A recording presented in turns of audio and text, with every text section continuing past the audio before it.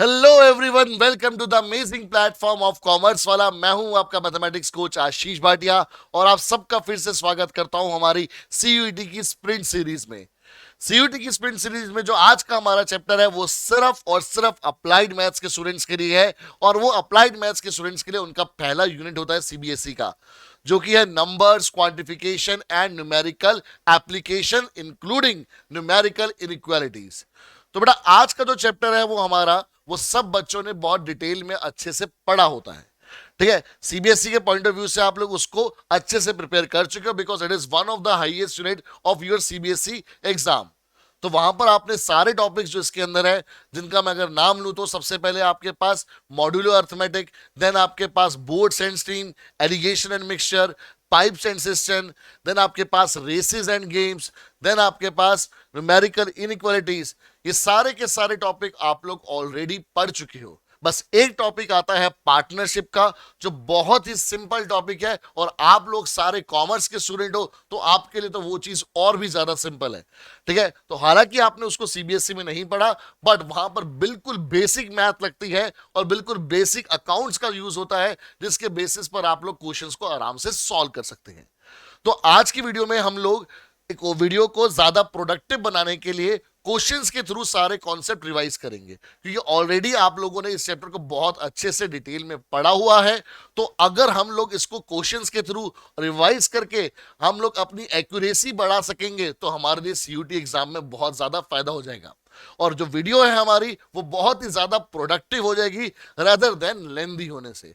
तो हमारा टारगेट ये रहेगा कि क्वेश्चंस के थ्रू कॉन्सेप्ट को रिवाइज करें, ताकि कम टाइम में बेटर प्रिपरेशन के साथ आप लोग सीयूटी एग्जाम के लिए जा सके, आपका जो ड्रीम कॉलेज है उस तक आप लोग बड़े आसानी से पहुंच सके। ठीक है, तो जितने क्वेश्चंस की बेटा आप लोग प्रैक्टिस करोगे, जितनी मेहनत आप करोगे मॉक टेस्ट को देने में, उतने ही आपके बेटा चांसेस ज्यादा हो जाते हैं अपने ड्रीम कॉलेज की तरफ जाने के लिए, क्योंकि ये कॉम्पिटेटिव एग्जामिनेशन है। यहां पर आपको सिलेक्शन के लिए दूसरों से बेटर होना पड़ेगा।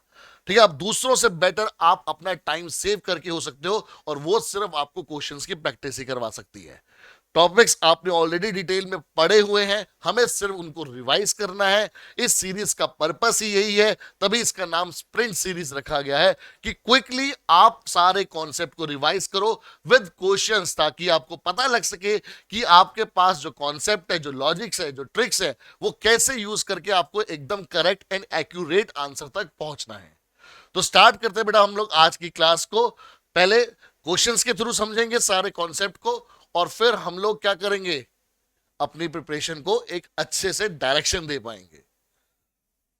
सो let's start with the questions first. बेटा फर्स्ट क्वेश्चन है हमारे पास कि if A is congruent to B modulo N. तो पहले तो इसका मतलब ही समझ लेते हैं बेटा हम लोग कि मॉडुलो अर्थमेटिक में A is congruent to B modulo N का मतलब क्या है।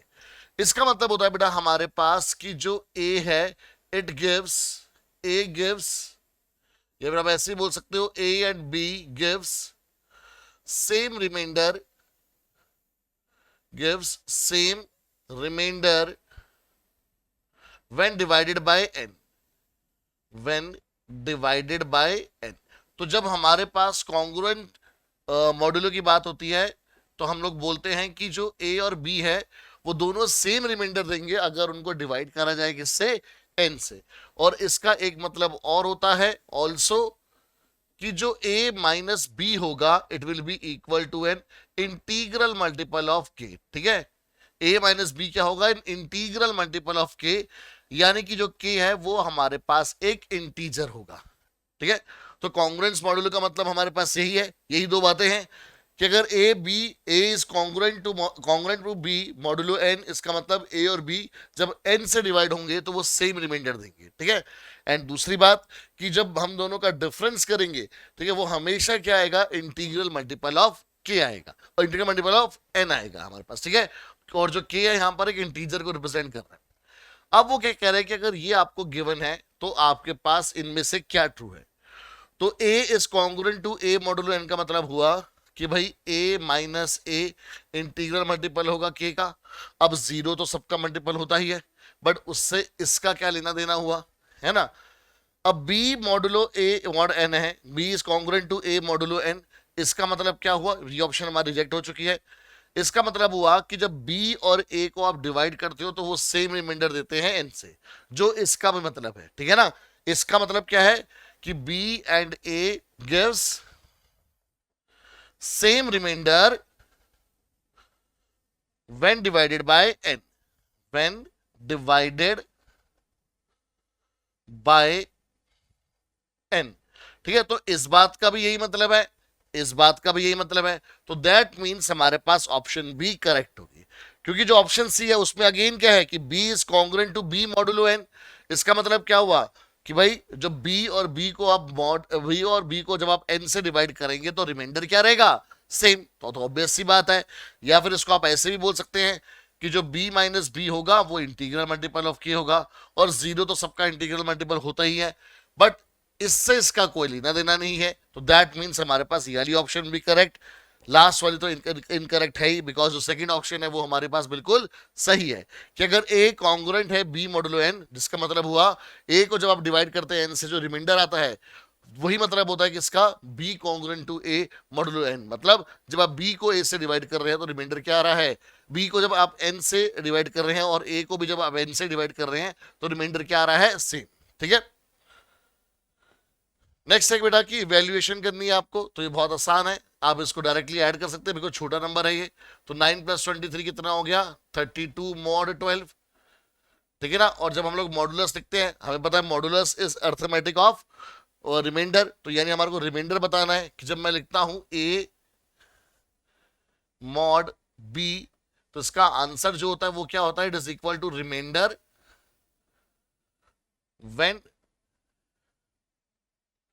when a is divided by b, remainder when a is divided by b, ठीक है। तो आप इसको डिवाइड कर लो, तो हमने 32 को डिवाइड करा किससे, 12 से, हमें पता है 12 2 24, ठीक है। तो ये रिमाइंडर कितना आ गया हमारे पास 8, ठीक है ना। तो यानी हमारा आंसर कितना आ गया 8, तो option B is my correct answer, ठीक है। तो ए मॉडुलो बी का मतलब ही क्या होता है, वो रिमाइंडर जब आप ए को डिवाइड करते हो किससे, बी से, ठीक है। Remainder when A is divided by B. Then क्या बेटा कि assume the current time is 2 PM, अगर घड़ी में इस समय 2 बजे हैं दोपहर के, तो व्हाट टाइम इन AM और PM विल आफ्टर 65 आवर्स। तो हमारे को पता है बेटा कि हमारे पास जो एक पूरा दिन चेंज होता है वो 24 घंटों के बाद चेंज होता है, ठीक है। यानी जो टाइम रैप होता है वो हमारे पास 24 घंटों के बाद होता है। तो अगर मैं 24 घंटे के हिसाब से देखूं तो मुझे 65 को डिवाइड करना पड़ेगा 24 से, तो 24 से हम डिवाइड करेंगे तो ये आ जाएगा हमारे पास 24 2 होता है हमारे पास 48। तो ये क्या आप माइनस करोगे तो आएगा 15 में से 8 गए 7 एंड 5 में से 4 गया 1, तो रिमाइंडर आया हमारे पास 17। तो मतलब आपको 2 PM में अब 17 आवर्स ऐड करके टाइम बताना है क्या होगा। तो 17 आवर्स को आप इस तरह से ब्रेक कर लो कि +12 और +5, तो 12 घंटे बाद 17 घंटे मतलब 2 PM से 12 घंटे बाद हो जाएंगे हमारे पास 2 AM, एंड फिर इस 2 AM के 5 घंटे बाद हमारे पास टाइम क्या हो जाएगा, सुबह के 7 AM, क्या हो जाएगा, सुबह के 7 AM। तो यानी ऑप्शन ए हमारे पास करेक्ट आंसर है। तो यहां पर बेटा हमने क्या यूज करा कि जो एक पूरा दिन रैप होता है, एक जो पूरा दिन हमारे पास नया शुरू होता है वो 24 घंटे बाद होता है। तो यानी कि यहां पर मॉडुलो 24 का कॉन्सेप्ट लगेगा। आपको अगर 65 आवर्स बाद बताना है कि क्या टाइम होगा, तो दैट मीन्स मैंने हमें देखना पड़ेगा कि 24 के रैप अराउंड होने से हमारे पास रिमाइंडर क्या आ रहा है, ठीक है। क्योंकि हमारे पास रिमाइंडर से ही एक्चुअल में पता लगेगा कि आपको कितने घंटे आगे आप मूव ऑन करना है, ठीक है। क्योंकि अगर 24 घंटे पूरे हो गए तो अगर अभी 2 बजे हैं दोपहर के तो 24 घंटे बाद भी क्या होंगे, 2 बजे ही होंगे। तो मुझे देखना ना कि 24 घंटों से जो हमारा रिक्वायर्ड टाइम है वो कितना अलग है, ठीक है। तो 24 घंटे के मल्टीपल से कितना अलग है तो वो हमने ऐड कर दिया उसके अंदर। नेक्स्ट है कि अगर x is congruent to -4 modulo 3 then a solution for x is, हमने अभी बात की थी कि अगर a is congruent to b modulo n, तो दैट मीन्स क्या होता है कि जो a माइनस b होता है वो इंटीग्रल मल्टीपल होता है n का। तो that means x minus of -4 will be integral multiple of 3, तो यानी कि x plus 4 is equal to 3k, तो x किसके इक्वल आ गया 3k माइनस 4। x किसके इक्वल आ गया बेटा हमारे पास 3k माइनस 4। तो अब देखना है कि इनमें से कौन सी ऑप्शन है जो इस कंडीशन को सेटिस्फाई करती है। अब क्योंकि हमारे पास k एक इंटीजर है तो k की वैल्यू 0 भी हो सकती है, तो अगर बेटा k की वैल्यू 0 है तो x की वैल्यू क्या आएगी -4, जो इसमें से नहीं है। फिर अगर k की वैल्यू 1 है तो x की वैल्यू क्या होगी 3 माइनस 4 यानी कि -1, बट वो भी ऑप्शन में नहीं है।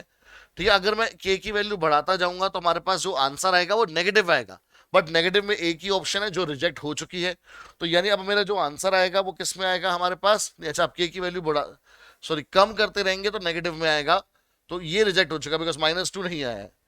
फिर अगर मैं k की जगह पर 2 रखूंगा तो ये हो जाएगा 3 टू 6, 6 माइनस 4 कितना हो गया 2, बट ऑप्शन में ये नहीं है हमारे पास। तो हमारे पास ऑप्शन में है 12, 19 और 35, तो हमारे को जो नंबर रखना है वो इस हिसाब से रखना है कि वो इसके आसपास आए। तो जैसे अगर मैं यहां पर रखूं k इक्वल टू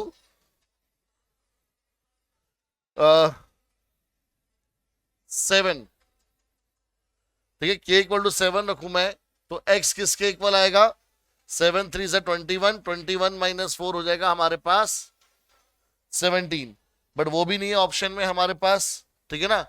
फिर अगर k हमारे पास मान लो 6 होता तो 14 आता, बट वो भी नहीं है। 5 होता तो 11 आता, तो बढ़ाते हैं उस पर हम लोग। अगर 8 होता तो ये 8 3 से 24 माइनस 4 20, वो भी नहीं आता हमारे पास। ठीक है, 9 होता हमारे पास तो ये आता 9 3 से 27, 27 माइनस 4 नहीं आ रहा है हमारे पास, ठीक है ना। तो अगर मैं इसको देख के चलूं, हाँ 13, तो हमारे पास x की वैल्यू आएगी 3 इंटू 13 माइनस 4, तो यानी 39 माइनस 4 यानी कि 35, यानी क्या आएगी हमारे पास 35, जो हमारी ऑप्शंस पे अवेलेबल है। अब क्योंकि हमारे पास ऑप्शन ऐसी अवेलेबल है कि जो थोड़ा हायर नंबर पे मिली है, तो ये बेटा आपको एक एक करके वहां तक पहुंचना पड़ेगा, ठीक है। वरना तो हमारे को लॉजिक पता है कि आप सीधा 0 1 2 तो इस तरह से पुट करके जा सकते हैं, बट क्योंकि ऑप्शंस में से हमारे पास कोई मैच नहीं हो रही तो हमारे को उसमें आगे बढ़ के देखना पड़ेगा कि कौन सी ऐसी ऑप्शन आएगी जो आपसे मैच करेगी। क्लियर बेटा, चलिए।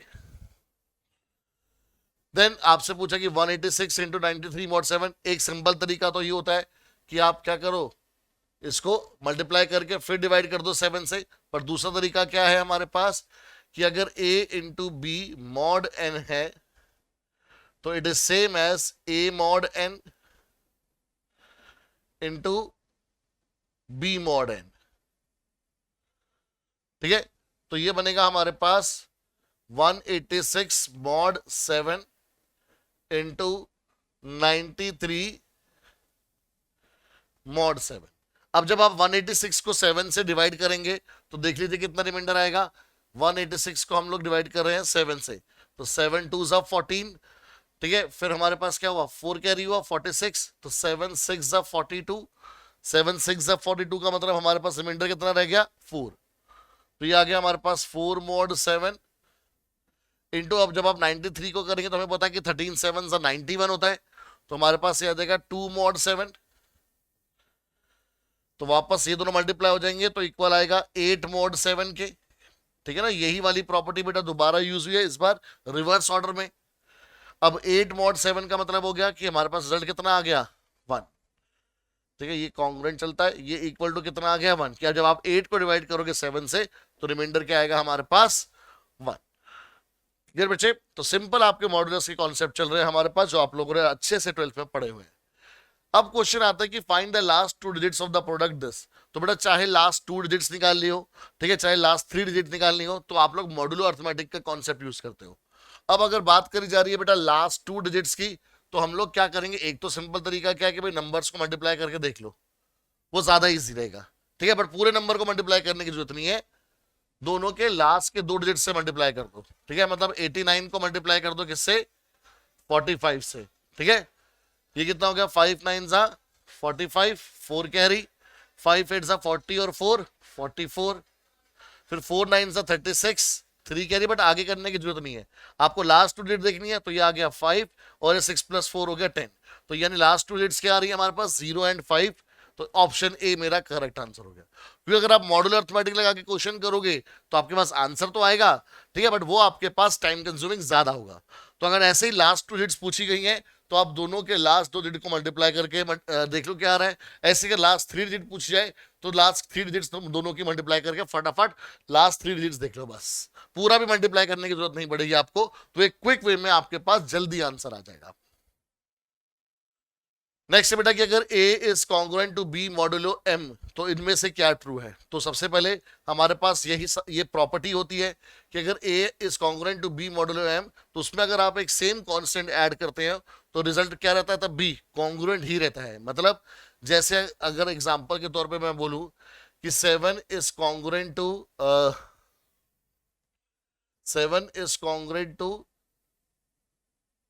12 मॉड 5, ठीक है ना। मतलब चाहे आप 7 को डिवाइड करो 5 से, चाहे 12 को डिवाइड करो 5 से, रिमाइंडर सेम आता है। यस, 7 को 5 से डिवाइड करेंगे तो रिमाइंडर 2 आता है, 12 को भी डिवाइड करेंगे 5 से तो भी रिमाइंडर 2 आता है।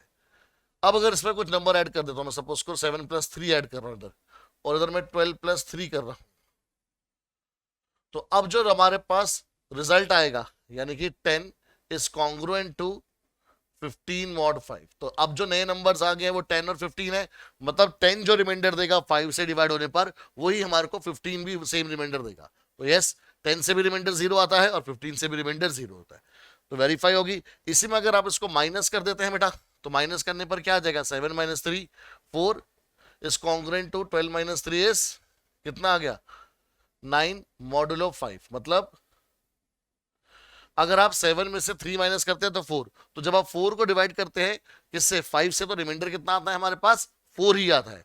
ठीक है, 1 मत कर देना, ये डिवीजन बड़े ध्यान समझना। आप 4 को डिवाइड कर रहे हो 5 से तो आप ऐसे मत कर देना 5 × 1 = 5 और हमारे पास रिजल्ट आ गया -1।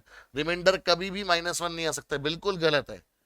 तो इसलिए आपके पास यहां पर हमेशा इस नंबर से छोटा नंबर आना चाहिए। तो मैं 5 को 0 से मल्टीप्लाई करूंगा तो मेरे पास रिजल्ट 0 आएगा, और फिर जब मैं माइनस करूंगा तो मेरे पास रिमाइंडर क्या आएगा, 4। याद रखना है कि रिमाइंडर कभी भी नेगेटिव नहीं हो सकता और कभी भी a से ज्यादा नहीं हो सकता, ठीक है, सॉरी b से ज्यादा नहीं हो सकता, ठीक है, a से ज्यादा हो ही नहीं सकता बट कभी भी b से ज्यादा नहीं हो सकता। तो यानी दोनों प्रॉपर्टी हमारी क्या करती है, वेरीफाई करती है। तो प्लस ये वाली भी सॉरी ये वाली भी वेरीफाई करती है, ये वाली भी वेरीफाई करती है, तो ये सेम ही होगा, इन दोनों को इकट्ठा लिखा है। तो दैट मीन जो आंसर होगा ऑप्शन में वो ऑल ऑफ दीज होगा, ठीक है, बिकॉज सारी प्रॉपर्टीज आपकी क्या हो रही है, वेरीफाई हो रही है। देन बेटा नेक्स्ट क्वेश्चन है कि अगर अभी टाइम हुआ है 8:40 PM, then the time after 8:76.5 hour. तो ये आधा घंटा जो एक्स्ट्रा, इससे कई बार क्वेश्चन में प्रॉब्लम आ जाती है, बट हम पहले देखेंगे प्रॉपर जो 8:76 आवर्स है उनको। ऐसा क्वेश्चन कैसे करना है अभी हमने देखा है, तो मैं इसको 24 से डिवाइड करूंगा। तो 24 3 = 72 आया, 7 में से 2 गए 5, 8 में 7 गया 1, फिर 6 कैरी करा, फिर 24 आप कर सकते हो 5 सा होता है 120, फिर आप 24 6 सा कर सकते हो, ठीक है, तो वो होता है हमारे पास 144। तो रिमाइंडर आ गया हमारे पास 212, तो रिमाइंडर आ गया 12।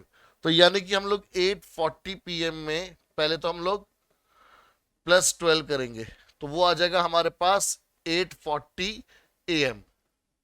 फिर क्योंकि उसमें ये आधा घंटा ऐड करना है तो दैट मीन्स हम लोग उसमें प्लस करेंगे 30 मिनट्स, तो वो मिलेगा हमारे पास 9:10 AM।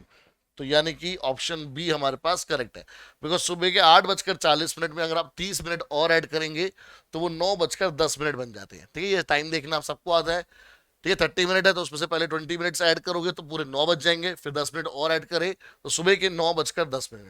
Clear everyone. तो अगर टाइम हमारे पास है मिक्स फ्रैक्शन में तो जैसे मर्जी हो, कोई प्रॉब्लम नहीं है, हमारे को लॉजिक क्लियर होना चाहिए कि जब भी टाइम वाला क्वेश्चन आता है तो हम लोग 24 से डिवाइड करते हैं, ठीक है। देन आपसे पूछा कि 6 mod 9 और 11 + 11 mod 9 कॉन्ग्रुएंट किसके हैं। तो इसमें पहले आपको करना पड़ेगा, 6 mod 9 का मतलब हुआ कि जब आपने 6 को डिवाइड करा 9 से तो रिमाइंडर कितना आएगा हमारे पास, 6 ही आएगा, ठीक है। जैसे अभी मैंने 4 mod 5 आपको समझाया था, 6 को डिवाइड करोगे 9 से तो पहले उसको 0 से मल्टीप्लाई करना पड़ेगा, तो ये 0 आएगा, माइनस करेंगे, रिमाइंडर कितना आया 6। आप 11 mod 9 का मतलब है कि जब आप 11 को डिवाइड करोगे 9 से तो रिमाइंडर आएगा 2, ठीक है। तो ये हो गया हमारे पास 6 + 2 यानी कि 8, कितना है हमारे पास 8 mod 9, ठीक है। ये प्रॉपर्टी है ना हमारे पास क्योंकि मॉड 9 दोनों में सेम है। अभी तो हमने प्रॉपर्टी पढ़ी है पीछे कि अगर a plus B mod n है तो it is same as a mod n plus b mod n।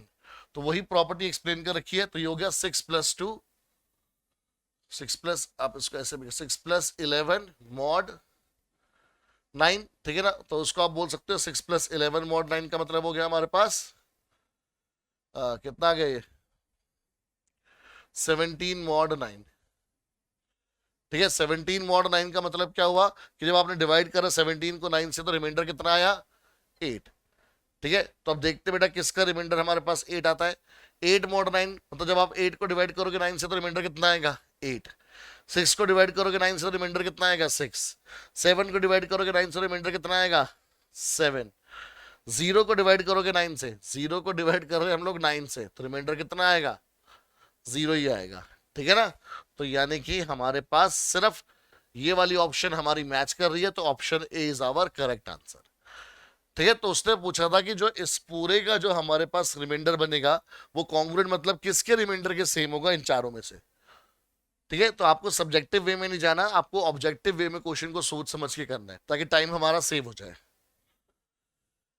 Then कह रहा बेटा कि if set C square bracket के अंदर O is defined as the set of all integers A that are congruent to 0 modulo 3, मतलब कि हमारे को क्या बोल रहा है कि सी जो ब्रैकेट में 0 है दैट मींस जो इक्विवेलेंस क्लास है उस 0 की वो कैसे डिफाइन करी है set of all integers A that are congruent to 0, A is congruent to 0 modulo 3, ठीक है ना।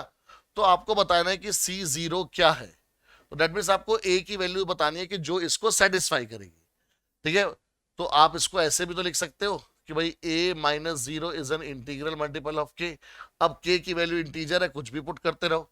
तो अगर मैं k को 0 पुट करूंगा तो मेरे पास 0 आ जाएगा, k को 1 पुट करूंगा तो मेरे पास 3 आ जाएगा, k को 2 पुट करूंगा तो मेरे पास 6 आ जाएगा, k को 3 पुट करूंगा तो 9 आ जाएगा एंड सो ऑन, ठीक है ना। और यही चीज हमारे पास नेगेटिव साइड पर भी चलेगी 0 3 6 9 एंड सो ऑन। के की जगह पर -1 पुट करूंगा -3 -2 पुट करूंगा -6 एंड सो ऑन। तो यानी हमारे पास आंसर क्या आएगा इसका, ठीक है माइनस। अब जैसे इसमें डॉट डॉट डॉट डाल दिए हैं हमारे पास, ठीक है, तो इसका मतलब वो पॉजिटिव साइड से भी जाएगा और नेगेटिव साइड से भी जाएगा। तो -9 -3, तो ये ऑप्शन हमारे पास बिल्कुल करेक्ट बैठ रही है। तो ये हमारे पास आ गया। इसमें क्योंकि 7 आ गया 8 आ गया तो वो रिजेक्ट होगी, इसमें 4 आ गया 3 आ गया ये रिजेक्ट होगी। तो यानी ऑप्शन ए हमारे पास बिल्कुल करेक्ट है, ठीक है। वो डॉट का मतलब ये है कि भाई वो इधर भी हमारे पास इन्फिनिटी तक जाएगी और उधर भी जाएगी, ठीक है। दोनों तरफ जनरली डॉट कई बार नहीं भी डालते हैं वो, पर डाल भी दे तो कोई दिक्कत नहीं है। अब नेक्स्ट क्वेश्चन आता है बेटा इस तरह से कि 5 की पावर 6 मॉड 4 किसके इक्वल होगा। तो दो पहलू अगेन दो तरीके कि अगर आप फटाफट कैलकुलेट कर सकते हैं तो ज्यादा बढ़िया है, ठीक है। जैसे 5 की पावर 6 कैलकुलेबल है, मतलब आप उसको इजीली कैलकुलेट कर सकते हैं बिकॉज 5 का स्क्वायर क्या होता है, 5 का स्क्वायर कितना होता है 125। तो इसका मतलब हो गया 5 की पावर तो 125 का क्यूब, ठीक है। वो आप आराम से कैलकुलेट कर सकते हो, ठीक है ना। वरना आप आपको भी ये भी पता है कि 5 की पावर 6 को आप ऐसे भी लिख सकते हो 5 square into 5 square into 5 square, ठीक है ना। तो ये हो जाएगा 25 इंटू, अच्छा वो 125 नहीं बेटा वो 25 का क्यूब बन रहा था। तो ये होता है 625 और 625 इंटू 25 कितना हो गया, ये आप चाहे मल्टीप्लाई करके देख लो ठीक है। ये फिर आप 125 का स्क्वायर भी कर सकते हो, तो ये आता है आपके पास 15625, ठीक है। फिर आप उसको डिवाइड करके देख लो 4 से, और 4 का तो बहुत इजी पार्ट होता है कि लास्ट के दो डिजिट 4 से डिविजिबल होने चाहिए। आप लास्ट के दो डिजिट को 4 से डिवाइड कर लो तो रिमाइंडर कितना आएगा हमारे पास 1। तो हमारे को पता है कि भाई इसका आंसर कितना आएगा 1। तो आपको पूरा करने की जरूरत नहीं है, वो ज्यादा टाइम लेगा, ठीक है। इसमें आपको सोचना पड़ता है। जो पूरा तरीका होता है कि जैसे अगर हमारे पास 5 मॉड 4 आपको कैलकुलेट करना है तो हम ये देखेंगे कि भाई 5 की पावर जैसे 2 है, वो होता है हमारे पास 25। 25 को जब आप 4 से डिवाइड करोगे तो रिमाइंडर 1 आएगा, और 1 को भी जब हम डिवाइड करेंगे 4 से तब भी हमारे पास रिमाइंडर क्या आएगा 1। फिर आप इसमें क्या कर सकते हो कि दोनों तरफ हम लोग क्यूबिंग कर देंगे 1 क्यूब मॉड 4, ठीक है ना। तो ये बन गया 5 की power 6 is equal is congruent to 1 का क्यूब वापस क्या आ गया, 1 mod 4। ठीक है, तो यानी कि हमारे पास क्या आंसर आएगा, इसका रिमाइंडर कितना आएगा, 1। तो चाहे आप प्रॉपर तरीका है उससे कर लो, वरना बी स्मार्ट, फटाफट अगर कैलकुलेट कर सकते हो तो उससे आप बिल्कुल एग्जैक्ट आंसर पे पहुंच जाओगे। ठीक है, तो हमारे को जब भी इस तरह से क्वेश्चन आता है, यहाँ पर एक ऐसा नंबर चाहिए होता है जो इजी हो पावर निकालने में। जैसे हमने 1 रखा, तो 1 की पावर हमें पता है कि इजी है निकालना, इसलिए हमने यहाँ पर इसको 1 के रिस्पेक्ट में करा। ठीक है, तो इसलिए हमने पहले 1 के लिए पहले 5 की पावर 6 को 5 स्क्वायर की उसमें बढ़ा, ब्रेक करा हमने। ठीक है, चलिए अब है द वैल्यू ऑफ -17 mod 4। इसका मतलब आपको रिमाइंडर बताना है जब मैंने 17 को डिवाइड करा गया होगा 4 से। अगेन बेटा रूल याद रखना कि यहाँ पर चाहे आप जो मर्जी को, बट यहाँ जो नंबर आना चाहिए वो इससे छोटा आना चाहिए, -17 से छोटा आना चाहिए। तो अगर जैसे मैं 4 लिखता हूँ तो वो +16 होगा। भाई -17 से बड़ा है और बहुत बड़ा है 16, और आपको पता है कि आपको इन दोनों को माइनस करना होता है, तो ये माइनस माइनस करके ये -33 बन जाता है, जो कि गलत है हमारे पास। तो इसलिए आपको ऐसा नंबर सोचना है जो यहाँ पर छोटा नंबर आए 4 से। तो इसलिए मैंने उसको -4 से मल्टीप्लाई करा ताकि मेरे पास -16 आए, और फिर जब साइन चेंज हो तो ये प्लस हो जाए, और ये -16 + 1 हमारे पास -1 आए। तो यानी जो रिमाइंडर आएगा हमारे पास वो हमारे पास क्या आएगा, ओ सॉरी यहाँ पे भी गड़बड़ है कि -16 भी हमारे पास बड़ा होता है -17 से, भी गड़बड़ हो जाती। ठीक है, तो इसलिए हमने क्या पुट करा यहाँ पर, 5 पुट करा, -5, तो ये आएगा -20। ठीक है, -20 छोटा है -17 से, फिर प्लस करा तो रिमाइंडर आ गया हमारे पास 3। ठीक है, तो बस ध्यान रखना बेटा कि आप यहाँ पे जो भी नंबर लिख रहे हो वो छोटा होना चाहिए हमारे पास ए से, बस। अब आते हैं बेटा हम लोग किस पर, अपस्ट्रीम एंड डाउनस्ट्रीम के क्वेश्चन पर। तो आपको पता है जब भी बोर्ड का अपस्ट्रीम का डाउनस्ट्रीम का क्वेश्चन आएगा, सबसे पहले आपको एक्स लेट करना होता है, किसको, स्पीड ऑफ बोट को इन still water, speed of boat in still water. ठीक है, अब यहां पर चाहे बोट हो चाहे बेटा स्विमर हो, ठीक है, स्टिल वाटर मतलब रुके पानी में जो स्पीड होती है उसको हमेशा हम एक्स लेट करते हैं, और वाई लेट करते हैं किसको, स्पीड ऑफ हम लोग स्ट्रीम को बोल दो, या फिर किसी क्वेश्चन में स्ट्रीम की जगह पर करंट बोला जाता है उसको। ठीक है, डाउन स्ट्रीम का मतलब हम सबको पता है कि with the flow. Downstream का मतलब क्या होता है बेटा हमारे पास, with the flow of water, with the flow of water बोल लो, या फिर स्पीड बोल लो, या फिर करंट बोल लो, with the flow of current या स्ट्रीम। तो डाउन स्ट्रीम में जो हमारी स्पीड होती है वो हमेशा होती है x+y km/h। ठीक है, हम लोग जनरली जो स्पीड होती है वो सारी km/h की टर्म्स में लेट करते हैं। और जो अपस्ट्रीम होती है हमारे पास, अपस्ट्रीम का मतलब होता है against the flow of current. Upstream का मतलब क्या होता है, against the flow of current, और वो इक्वल होती है x-y km/h। ठीक है, अब क्वेश्चन पे आते हैं बेटा हमेशा कि अब बोट कैन रो अपस्ट्रीम, और अपस्ट्रीम आपको दे रखी है यानी x-y आपको दे रखा है 10, एंड डाउनस्ट्रीम यानी कि x+y आपको दे रखा है 18। Find the speed of boat in still water and the speed of stream. तो यानी आपको एक तरह से एक्स एंड वाई निकालने हैं, तो बहुत सिंपल हो गया क्योंकि आप डायरेक्टली एलिमिनेशन लगा सकते हो। यहाँ पर ये कैंसिल आउट हो गया, ये हो गया 2x इक्वल टू 28। ठीक है, 10 + 18 28 हो गया, तो x कितना आ गया हमारे पास 14। तो x आ गया 14, तो y कितना आ गया बेटा हमारे पास 18 - 14, इस इक्वेशन में पुट करा था हमने, तो यह आ जाएगा y इक्वल टू 4। ठीक है, अब एक्चुअली दिक्कत क्या है कि हमारे को सिर्फ एक ही ऑप्शन में चीज दे रखी है, बट हमसे पूछी गई है speed of boat in still water भी और स्पीड ऑफ स्ट्रीम भी। तो एक्स और वाई दोनों पूछा गया है हमसे, और दोनों ही हमारे पास अवेलेबल है। तो हमारे से दोनों पूछ गए बेटा, तो दोनों बतानी थी, तो इसलिए अब इस ऑप्शन का आंसर नन लेके चल रहे हैं कि दोनों नहीं दे रखी हमारे को। ठीक है, तो इसमें याद रखना कि हमारे पास x 14 है और y 4 है, तो यानी कि हमारे पास boat of speed of boat in still water वो है 14, और स्पीड ऑफ द स्ट्रीम वो है 4। बट क्योंकि ऑप्शन में सिर्फ एक ही ऑप्शन दे रखा है हमारे को हर जगह, तो इसलिए हमने इसका आंसर नन मार्क कर दिया है। Clear everyone? नेक्स्ट क्वेश्चन बेटा कि the speed of a boat in still water is 12 km/h। तो मतलब आपको बेटा x दे रखा है 12, it takes twice as long as to go upstream to a point as to return downstream। कि time taken in upstream is twice the time taken in downstream. ठीक है, जो अपस्ट्रीम वाला टाइम है उसको हमने टी यू से denote कर दिया, जो डाउनस्ट्रीम वाला टाइम है उसको हमने टी डी से डिनोट कर दिया। तो what is the speed of the stream, यानी कि हमारे को वाई फाइंड आउट करना है। कोई दिक्कत नहीं। टाइम का फॉर्मूला क्या होता है हमारे पास, ठीक है, याद रखो बेटा, टाइम का फॉर्मूला क्या होता है, आपको बस एक ही फॉर्मूला याद रखना है वैसे तो, कि स्पीड किसके इक्वल होती है, हमेशा डिस्टेंस अपॉन टाइम के। ठीक है, जो सबसे बेसिक फॉर्मूला है, आपको सिर्फ ये याद रखना है, कोई अलग से ज्यादा फॉर्मूला याद ही नहीं रखने। तो इससे आपको टाइम का फॉर्मूला मिल जाएगा कि वो डिस्टेंस अपॉन स्पीड होता है। तो टाइम अपस्ट्रीम का फॉर्मूला मतलब हुआ कि डिस्टेंस ऑफ अपस्ट्रीम अपॉन में speed of upstream equal to twice of time of downstream का मतलब हुआ डिस्टेंस ऑफ डाउनस्ट्रीम अपॉन में स्पीड ऑफ डाउनस्ट्रीम। ठीक है, तो बिल्कुल जो क्वेश्चन में गिवन था हमने उसके अकॉर्डिंग प्रोसीड करें। अब डिस्टेंस हमारे को नहीं बता रखा कितना है, बट हमारे को पता है जितना डिस्टेंस वो अपस्ट्रीम में जा रहा है उतना ही डाउनस्ट्रीम में आ रहा है। तो यानी अपस्ट्रीम और डाउनस्ट्रीम का डिस्टेंस सेम है। तो यानी अब क्रॉस मल्टीप्लाई करूंगा तो स्पीड ऑफ डाउनस्ट्रीम इक्वल आ गई ट्वाइस स्पीड ऑफ अपस्ट्रीम के। स्पीड ऑफ डाउनस्ट्रीम होती है x plus Y, speed of upstream होती है x minus Y.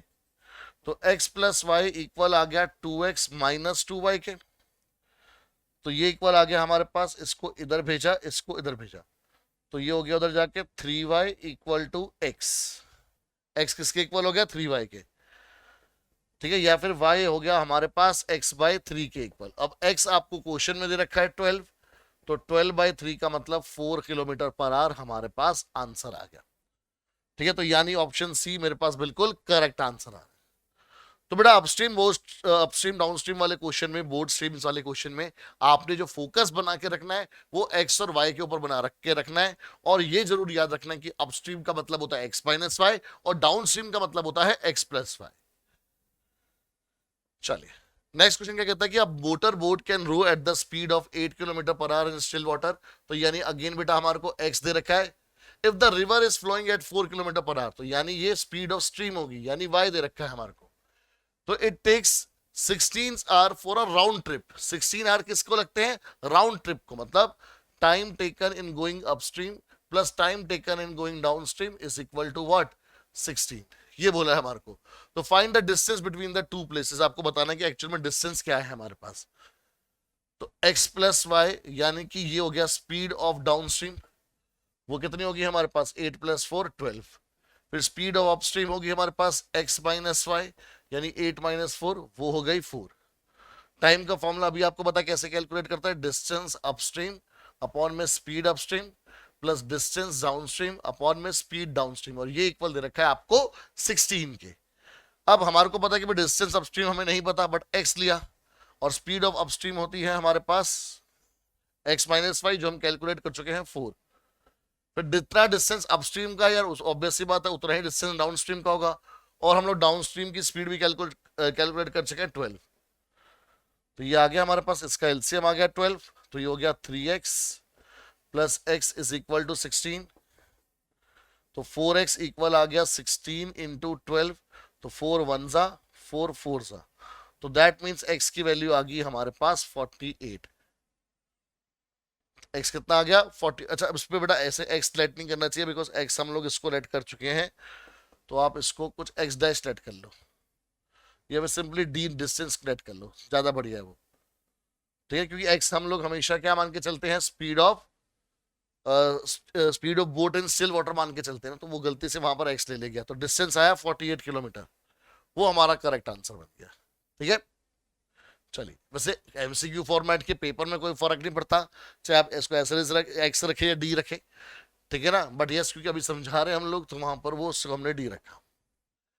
Next question में क्या बोल रहा है बेटा, क्या boat goes 12 kilometre downstream, तो मतलब distance cover in downstream वो है 12, and comes back to the starting point in 3 hours, तो यानी डिस्टेंस अपस्ट्रीम में भी कितना कवर करेगी 12, और टाइम जो लगा टोटल, मतलब टाइम अप डाउनस्ट्रीम जाने में प्लस टाइम अपस्ट्रीम आने में, वो लगा 3 घंटे।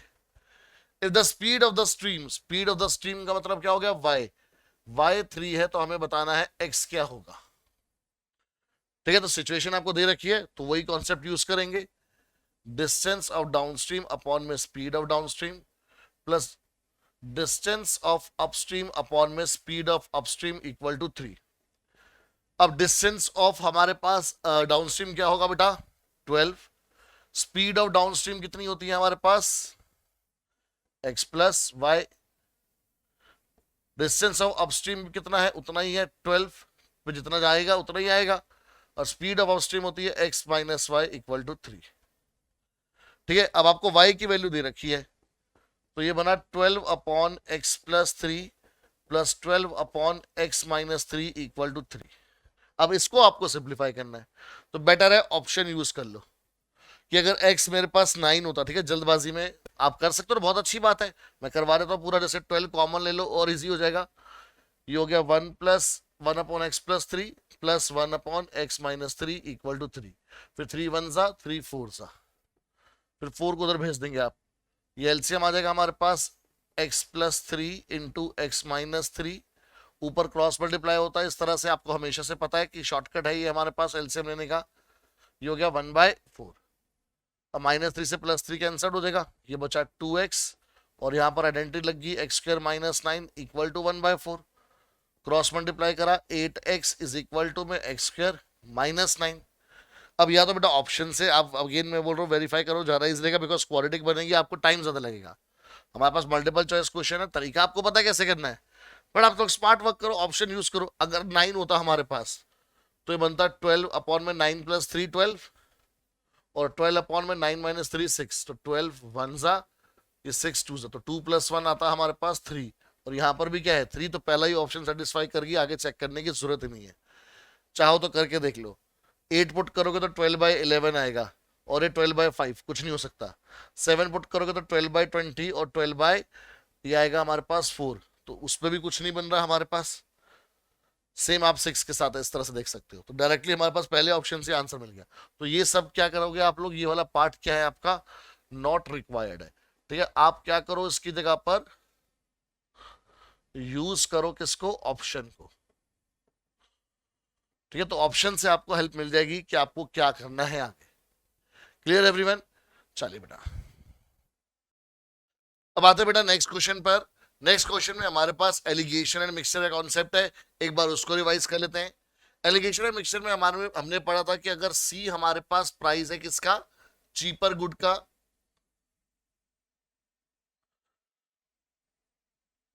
सी अगर हमारे पास प्राइस है चीपर गुड का, ठीक है ना, डी हमारे पास प्राइस है किसका, डियरर गुड का। ठीक है, डियरर गुड मतलब वो महंगे वाला, और चीपर मतलब सस्ते वाला। और हम अगर एक मिक्सचर ऐसा बना रहे हैं जो इनके बीच के प्राइस पर आके सेटल हो रहा है, जिसको हम लोग एम से डिनोट करते हैं, और उसको बोलते क्या है, मीन प्राइस। तो बेटा हमारे पास जो क्वांटिटी का रेशियो आता है, quantity of cheaper good over dearer good, ठीक है, याद रखना, चीपर गुड ऊपर रखा है हमने, डियरर गुड नीचे रखा है, तो वो किसके इक्वल होता है हमारे पास, वो होता है डी माइनस एम अपॉन में एम माइनस सी के। ठीक है, तो याद रखना बेटा, अगर आपने कि अगर चीपर गुड का आपने जो क्वांटिटी है वो न्यूमीटर में रखा है, तो यहाँ पर डी माइनस एम भी न्यूमीटर में आएगा। अगर आप रेसिप्रोकल करते हो, डीलर गुड का जो आप क्वांटिटी है वो न्यूमीटर में रखोगे, तो एम माइनस सी न्यूमीटर में आना चाहिए, ये बात आपको याद रखनी है। अब अगर मैं क्वेश्चन की टर्म्स में बात करूं, तो बोला गया कि in what ratio must a grocer makes 2 varieties of pulses, ठीक है, कॉस्टिंग ₹85 एंड ₹100। तो भाई हमारे पास जो सी है, जो चीपर गुड है, उसकी जो प्राइस है वो 85 है, और डीलर गुड की प्राइस जो है वो है 100। ठीक है, so as to get a mixture worth 92 rupees per KG. तो यानी जो मिक्सचर है, यानी जो मीन प्राइस है वो हमारे को 92 दे रखा है।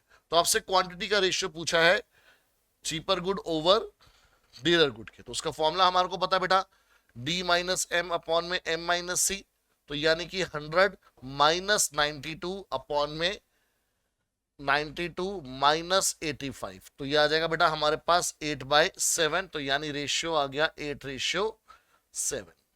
सिंपल, बिल्कुल direct question, formula based question है हमारे पास। ठीक है, नेक्स्ट क्वेश्चन देखते हैं बेटा। क्वेश्चन में बोला गया है कि the cost price of food P is ₹60 पर KG and food Q is 80 पर केजी। तो यानी जो चीपर गुड का प्राइस है वो है 60, और जो डीलर गुड का प्राइस है वो है 80। If both types of food are mixed in the ratio 2:3, तो आपको आप quantity of cheaper good upon में क्वांटिटी ऑफ जो डीलर गुड है उसका रेशियो आपको क्वेश्चन में दे रखा है इस बार 2/3। Then find the price per KG of the mixed food. तो यानी कि आपको इस बार जो मीन प्राइस है वो निकालना है। ठीक है, फॉर्मूला हमारे को पता है, it is b minus m अपॉन में m माइनस c। आप वैल्यू सब्स्टिट्यूट कर दो। डीलर प्राइस है 80, m हमें फाइंड आउट करना है, चीपर प्राइस है 60। ठीक है, अब इसको हम लोग कंसीडर करके इनको सॉल्व करेंगे। तो पहले ये बनेगा twice of m minus 60, cross multiply करने पर थ्राइस ऑफ 80 माइनस m। ठीक है, इसको जब हम सॉल्व करेंगे तो ये आएगा हमारे पास 2m minus 120 equal to 240 minus 3m। इसको इधर भेजा, इसको इधर भेजा, तो ये 2m प्लस 3m हो जाएगा बेटा 5m, और ये हो जाएगा 240 प्लस 120 हमारे पास 06360। ठीक है, ये 5m के इक्वल है। तो m की वैल्यू आ जाएगी बेटा 360 अपॉन में 5, तो विच इज इक्वल टू 5 7 35, फिर 10, तो फिर 2 सा, तो यानी m की वैल्यू आ गई हमारे पास 72 रुपीज पर केजी। तो यानी ऑप्शन सी मेरे पास बिल्कुल करेक्ट आंसर आएगा। ठीक है, तो बेटा एक ही फॉर्मूला है हमारे पास एलिगेशन एंड मिक्सचर का, उसी को यूज करके आपको सारे क्वेश्चंस करने होते हैं। फिर क्वेश्चन में क्या वेरिएशन आ सकती है कि जैसे कह रहा है कि वेसल कंटेन्स अ मिक्सचर, एक वेसल है हमारे पास, ठीक है, जिसमें मिक्सचर है 2 लिक्विड्स का इन द रेशियो 5:7। ठीक है, ये हमारे पास है ए का और ये है बी का। ठीक है, तो यानी कि जो ए हमारे पास लिक्विड है उसकी क्वांटिटी है 5/12 इन द मिक्सचर, और जो बी क्वांटिटी है उसकी बी हमारे पास लिक्विड है उसकी क्वांटिटी है 7/12 इन द मिक्सचर। ठीक है, और इसको आप ऐसे भी राइट कर सकते हो कि जो ए है वो है 5x लीटर्स और जो बी है हमारे पास वो है 7x लीटर्स। ठीक है, अगर मैं इसकी क्वांटिटी लीटर्स की टर्म्स में बात करूं तो आपको दोनों मतलब समझने हैं। फिर क्वेश्चन में क्या बोला है कि 12 litres of the mixture are drawn off from the vessel. अब इस मिक्सचर में से, ठीक है, अभी मैं इसको हटा रहा हूं, जैसे इस मिक्सचर में से 12 लीटर क्या करा गया, हटा लिया गया, माइनस करा गया 12 लीटर का। तो बेटा ए हमारे पास जितना था पहले, तो अब कितना बचेगा, क्योंकि 12 लीटर ये मिक्सचर का गया है। मिक्सचर में जो हमारे पास कंपोनेंट था कि भाई ए था 5 अगर हम हमारे पास उसकी टोटल क्वांटिटी 5x है तो उसका जो टोटल मिक्सचर हो जाएगा 5x/12, और बी का जो रेशियो हो जाएगा वो हो जाएगा हमारे पास 7x/12। ठीक है, भाई अगर टोटल क्वांटिटी हम लोग 5x लीटर मान के चल रहे हैं ए की, तो मिक्सचर में जो लिक्विड ए है उसका रेशियो क्या बनेगा 5x/12। ठीक है, दैट मीन्स 5/12 पार्ट और उसका 7/12 पार्ट। ठीक है, अब इसमें से 12 लीटर मिक्सचर का निकला है, तो यानी ए कितना बचा होगा, जितना ए था पहले 5x माइनस में हमारे पास अब इसका क्या हुआ 12th पार्ट निकल गया, तो यानी कि आ जाएगा हमारे पास 5/12 पार्ट ऑफ 12। ठीक है ना, जब बेटा हमारे पास टोटल क्वांटिटी 5x थी, ठीक है, वरना आप इसको भूल जाओ चाहे, ठीक है, अगर ये आपको कंफ्यूज कर रहा है इसको भूल जाओ। आप ऐसे लेट करके देखो कि भाई रेशियो में चीज है तो ए की क्वांटिटी 5x लीटर है, बी की 7x लीटर है। अब ए का जो पार्ट है मिक्सचर में वो 5/12 है, और ये जो 12 लीटर मिक्सचर आपने हटाया है उसमें से ए कितना हटेगा, जितना उसका पार्ट प्रेजेंट था। तो यानी ए कितना बचा अब हमारे पास 5x माइनस 5 लीटर बचा, और बी कितना बचा हमारे पास, बी टोटल 7x लीटर था, उसमें से 7/12 पार्ट ऑफ 12 हमारे पास हटा दिया गया, तो यानी कि कितना बचा 7x माइनस 7 लीटर बचा। ठीक है, क्योंकि जो 12 लीटर मिक्सचर का हटाया है वो दोनों चीजों का मिक्सचर है, ए का भी मिक्सचर है बी का भी मिक्सचर है। तो जो 12 लीटर निकला उसमें ए कितना था 5/12 पार्ट्स, कितने किसका 5/12 पार्ट्स उसका जितना निकाला गया है, और कितना निकाला गया है 12। ठीक है, और उस मिक्सचर में जो 12 लीटर निकाला है बी लिक्विड का कितना पार्ट था 7/12, किसका 7/12 जितना पार्ट निकाला गया है। ठीक है, तो इसका मतलब अब जो मिक्सचर बचा है आपके पास, जो टोटल मिक्सचर था हमारे पास उसमें से 12 लीटर कम हो गया, अब जो मिक्सचर बचा है उसके अंदर लिक्विड ए अवेलेबल है 5x माइनस 5 लीटर, और बी अवेलेबल है लिक्विड 7x माइनस 7 लीटर। ठीक है, फिर अब आगे क्या बोला गया है कि 12 liters of the mixture are drawn off from the vessel and 12 liters of liquid A is filled in the vessel। अब जो हमारे पास A की न्यू क्वांटिटी आई है वो कितनी थी भाई, पहले 5x माइनस 5 थी, अब उसमें 12 लीटर और ऐड कर दिया गया है, सिर्फ ए लिक्विड। तो अब ए की क्वांटिटी कितनी बची, 5x प्लस 7 लीटर बची। ठीक है, if the ratio of the liquid A and liquid B now becomes 9:7, तो यानी कि जो ए रेशियो बी है अब वो बन चुका है 9/7। तो ए कितना है बेटा हमारे पास, 5x प्लस 7। बी कितना है जी, 7x माइनस 7, क्योंकि बी के अंदर तो दोबारा से कुछ नहीं करा गया। 12 लीटर मिक्सचर का निकालने के बाद जितना ए बचा था उसमें 12 लीटर ए का ही और ऐड करा गया। ठीक है, ये हमारे पास है 9/7। अब इसको आपने सिंप्लीफाई कर देना है, तो ये आएगा 35x plus 49 is equal to 63x minus 63। ठीक है, यही आएगा हमारे पास। तो कितना बनेगा बेटा हमारे पास, इसको इधर इसको इधर, तो 49 प्लस 63 हो गया, 9 प्लस 3 12, 112, ये हो गया 8। अच्छा, इसमें से माइनस करना है हमारे को, ये 63 में से 35 माइनस करेंगे तो 13 में से 5 गया 8, 5 में से 3 गया 2, तो ये 28 आ गया, तो 28x। So that mean x किसके इक्वल आ जाएगा, 4 के।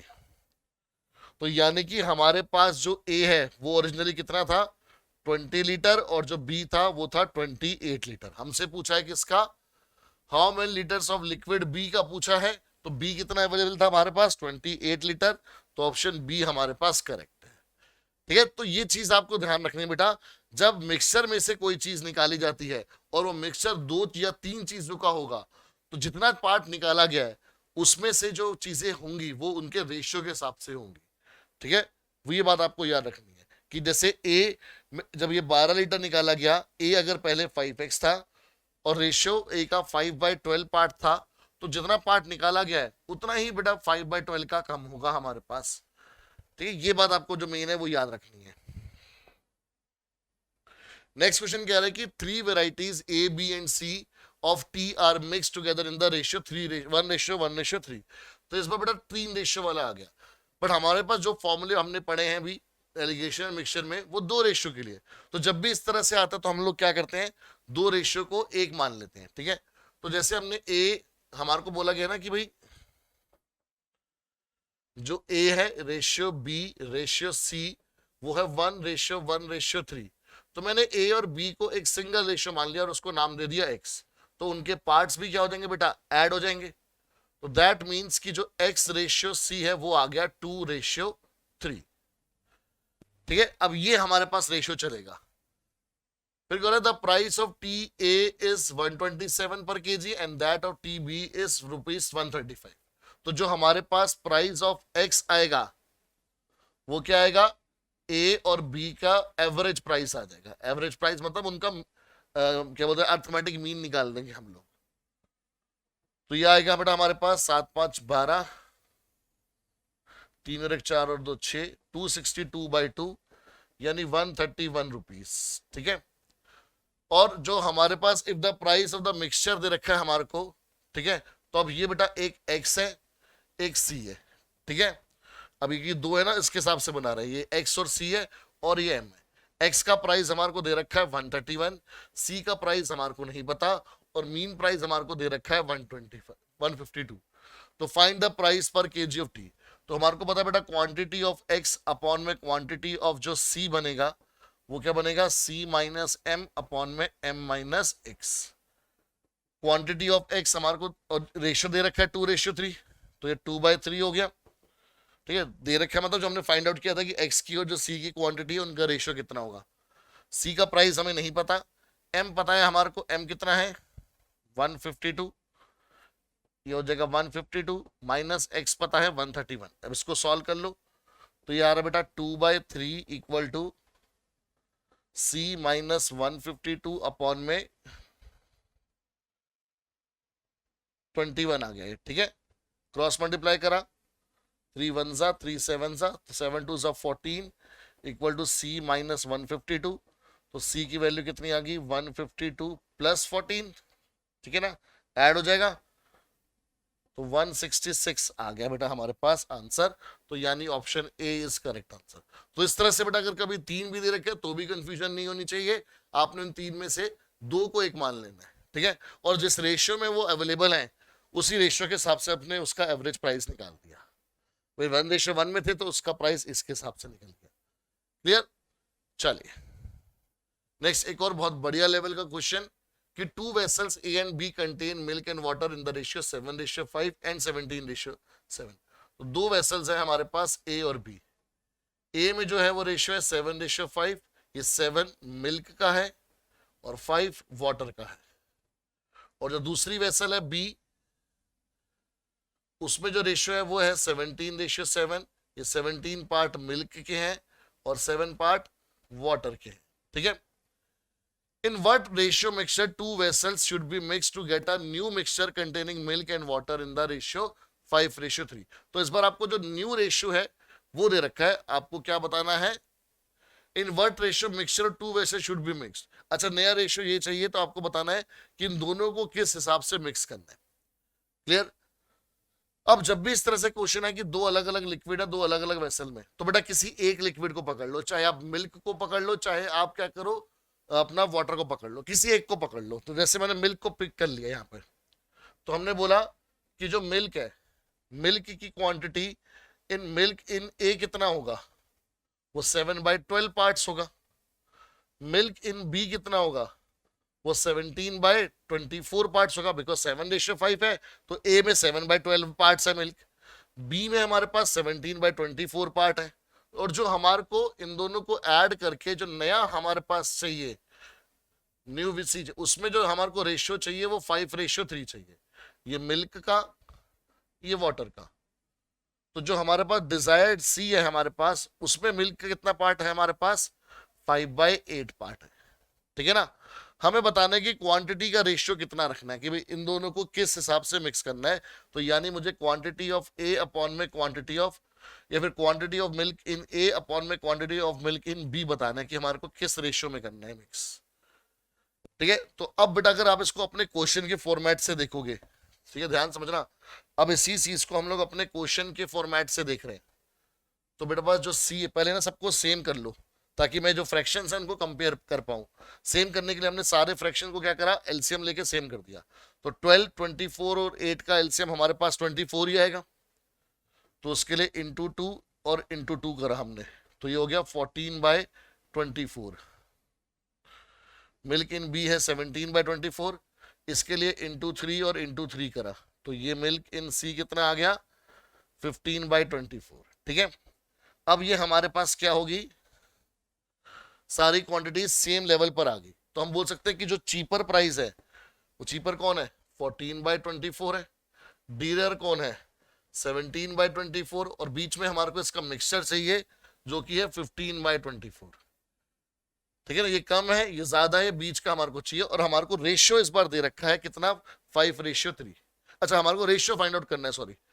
तो रेशियो कितना आ जाएगा? Quantity of milk in A upon में quantity of milk in B का रेशियो। फॉर्मूला हमारे को पता है D - M अपॉन में M - C। तो ये क्योंकि दोनों के डिनोमिनेटर सेम है तो आप डायरेक्ट एलसीएम निकाल सकते हो। 24 17 - 5, इसमें भी 24 15 - 14 कैंसिल आउट, तो बचा क्या? 2/1। तो आंसर आ गया 2:1। ठीक है। तो 2:1 में हमारे को दोनों मिक्सचर को मिक्स करना चाहिए। तो यानी option D is our correct answer. यही चीज अगर आप वाटर के साथ करते तब भी आपके पास रिजल्ट सेम आता।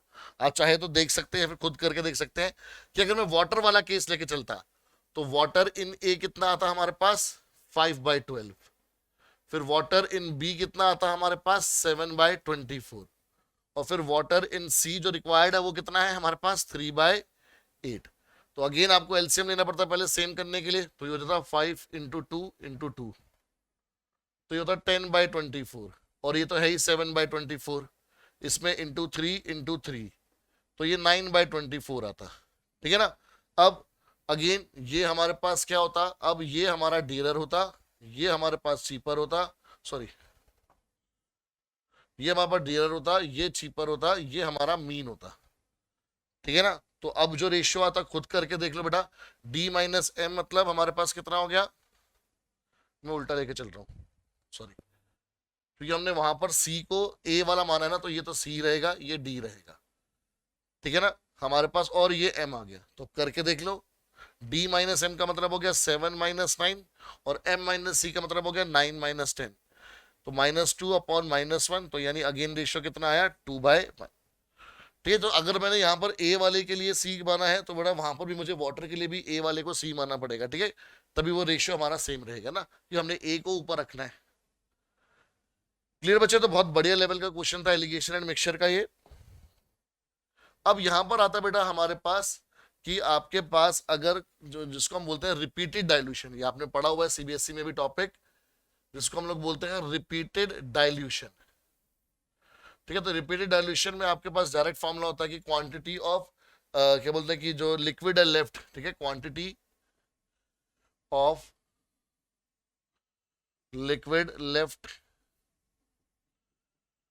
वो किसके इक्वल होती है, x इंटू में 1 माइनस में y/x whole raise to power n। ये बेटा हमारे पास डायरेक्ट फॉर्मूला होता है ना।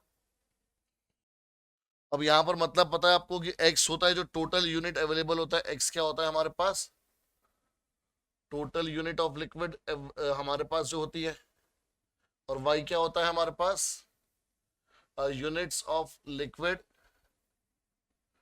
टेकन आउट या फिर डाइल्यूटेड किए जाती है हमारे पास जिसको, और n होता है जितनी बार किया जाता है। तो डायरेक्ट बेटा हमारे पास ये फॉर्मूला है। अब क्वेश्चन में क्या रहा है, क्या container contains 50 litres of milk, तो यानी जो टोटल क्वांटिटी है वो x होगी, यानी 50 litre. From this container 10 litres of milk was taken out, तो यानी जो क्वांटिटी निकाली गई वो 10 लीटर निकाली गई, एंड रिप्लेस बाय वाटर। ठीक है जी, this process is repeated 2 more times, तो यानी टोटल 3 बार काम हुआ। How much milk is now left in the container, तो यहाँ पर डायरेक्ट फॉर्मूला है 50 इंटू में 1 माइनस में 10/50 का होल क्यूब, तो ये आ गया बेटा 50, तो 4/5 बचेगा ये होल क्यूब, यानी 50 इंटू में 4/5 इंटू में 4/5 इंटू में 4/5, 5 1 जा 5 10 जा 5 1 जा 5 2 जा, ये कितना हो गया 4 का क्यूब 64 2 जा 128/5।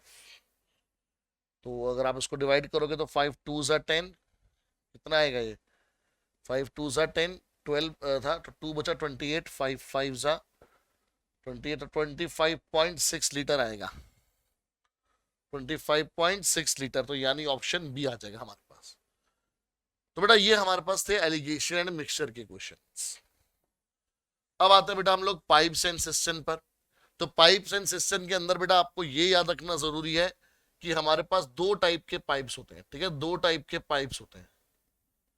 एक होता है हमारे पास इनलेट पाइप, जो आपका किसी भी टैंक को फिल करने के लिए यूज होता है। ठीक है, एक होता है इनलेट पाइप और एक होता है आउटलेट पाइप।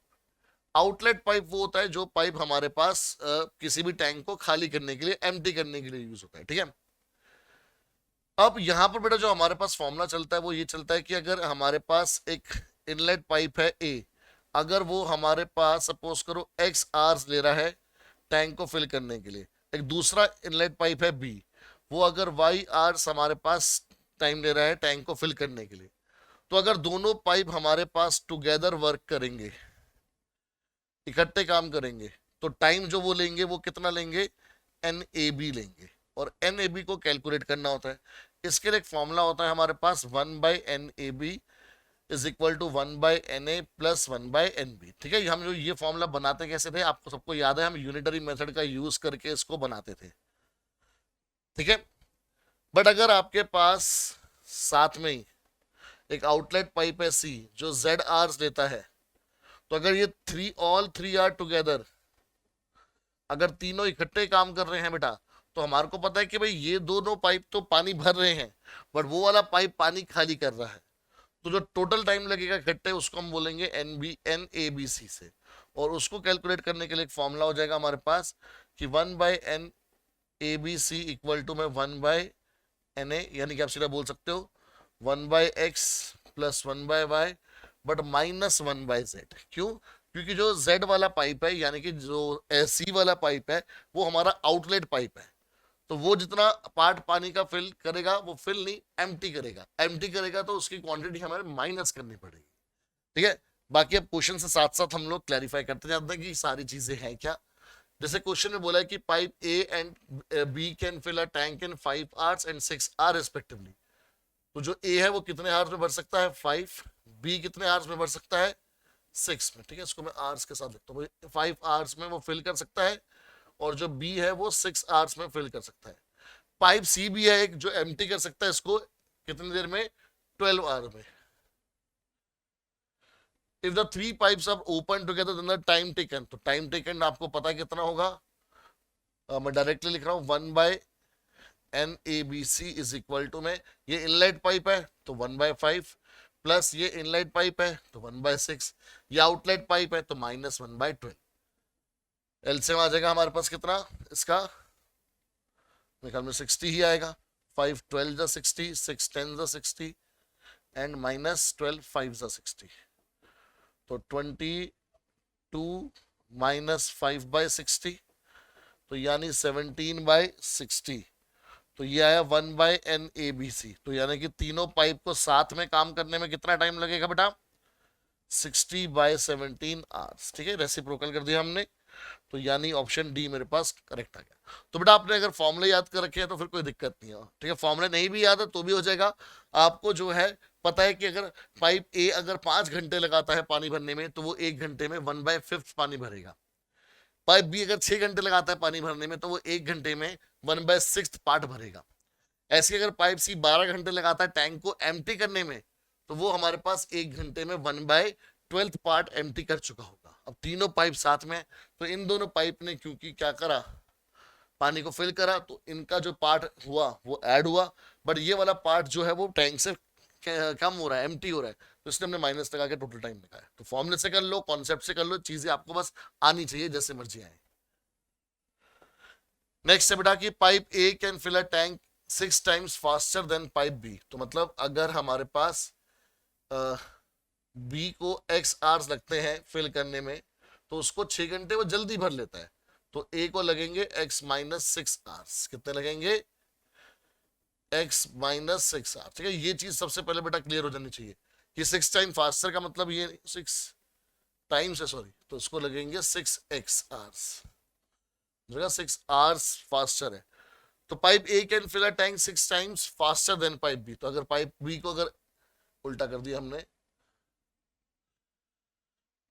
पाइप बी को अगर हमारे पास सपोज करो 6x आवर्स लग रहे हैं तो पाइप ए को लगेंगे x आवर्स, क्योंकि वो 6 टाइम्स फास्टर फिल कर लेता है, तो यानी उसका टाइम जो होगा वो 6 गुना कम होगा।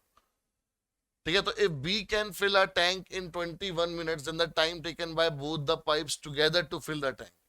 वो कह रहे हैं कि भाई जो बी है उसको अगर हमारे पास टाइम लगता है कितना टोटल अकेला फिल करने के लिए 21 मिनट्स, तो मतलब ये जो 6x है वो इक्वल है 21 मिनट के, तो x किसके इक्वल आ गया 21/6 मिनट। ठीक है ना, x किसके इक्वल आ गया हमारे पास 21/6 मिनट के इक्वल आ गया। तो इसके लिए मतलब हम ये बोल सकते हैं ना भाई कि अगर b को 21 मिनट लगे हैं तो a को कितने लगेंगे 21/6 मिनट लगेंगे। अब दोनों पाइप क्योंकि इनलेट पाइप है तो टोटल टाइम हो गया NAB, वो हमारे को निकालना है, और उसके लिए पता है हमारे को क्या करना है भाई 1/21 प्लस 1/21/6 करना है। तो ये आ जाएगा बेटा हमारे पास 1/21 प्लस 6/21 यानी कि 7/21 यानी कि 1/3। ठीक है ना, और एक इसका फॉर्मूला होता है ये 1/NAB का फॉर्मूला होता है, तो रेसिप्रोकल करोगे तो NAB आ जाएगा हमारे पास 3 मिनट। NAB कितना आ जाएगा हमारे पास 3 मिनट, तो यानी option A is my correct answer. Clear everyone. अब नेक्स्ट क्वेश्चन देखते हैं बेटा, करेंगे 2 pipes A and B can fill a cistern in 8 hours and 12 hours respectively। तो यानी कि time taken bye pipe A to fill the cistern is 8 hours and by B is 12 hours respectively। The pipes when opened simultaneously takes 12 minutes more to fill the cistern due to leakage। अच्छा, वो क्या कह रहे हैं कि अगर leakage आ जाती है तो जो पानी भरने का टाइम है वो 12 मिनट ज्यादा हो जाता है। किससे? अगर लीकेज नहीं होती तो पहले हमने बात करी कि अगर सिर्फ ये ही दो है, इफ बोथ टुगेदर ओनली, पर अगर दोनों पाइप साथ में है तो हमारे को पता है कि भाई ए को जो हमारे पास टाइम लगता दोनों को फिल करने के लिए वो हम निकाल लेंगे। तो ये हो जाएगा कितना, 1/NA+1/NB, तो विच इज इक्वल टू में 1/8+1/12। तो ये आ गया 12+8 में 8 × 12, ठीक है ना। शॉर्टकट आपको आता होगा दो चीजों का एलसीएम लेने का, दो फ्रैक्शन का, कि अगर A/B को आप ऐड कर रहे हो C/D से तो डायरेक्टली क्या करो, न्यूमरेटर में क्रॉस मल्टीप्लाई और डिनोमिनेटर में डायरेक्ट मल्टीप्लाई। वही करा हमने। तो ये आएगा हमारे पास, ये 1/NAB कितना आ गया हमारे पास, 12 और 8 20 में 8 × 12, 4 5 ज़ा 4 2 ज़ा, तो 5/24। सो दैट मीन्स NAB कितना आ गया, 24/5 आवर्स, ठीक है ना। सो दैट मीन्स NAB कितना आ गया, 24/5 का मतलब कितना हो गया, डिवाइड कर लो, 5 4 ज़ा 20, बचा 4 × 60 कर लिया, आ गया 240। फिर से 5 से डिवाइड कर दो, 5 4 ज़ा 20, 5 8 ज़ा 40। तो यानी कि टोटल टाइम लगा 4 आवर 48 मिनट, ठीक है।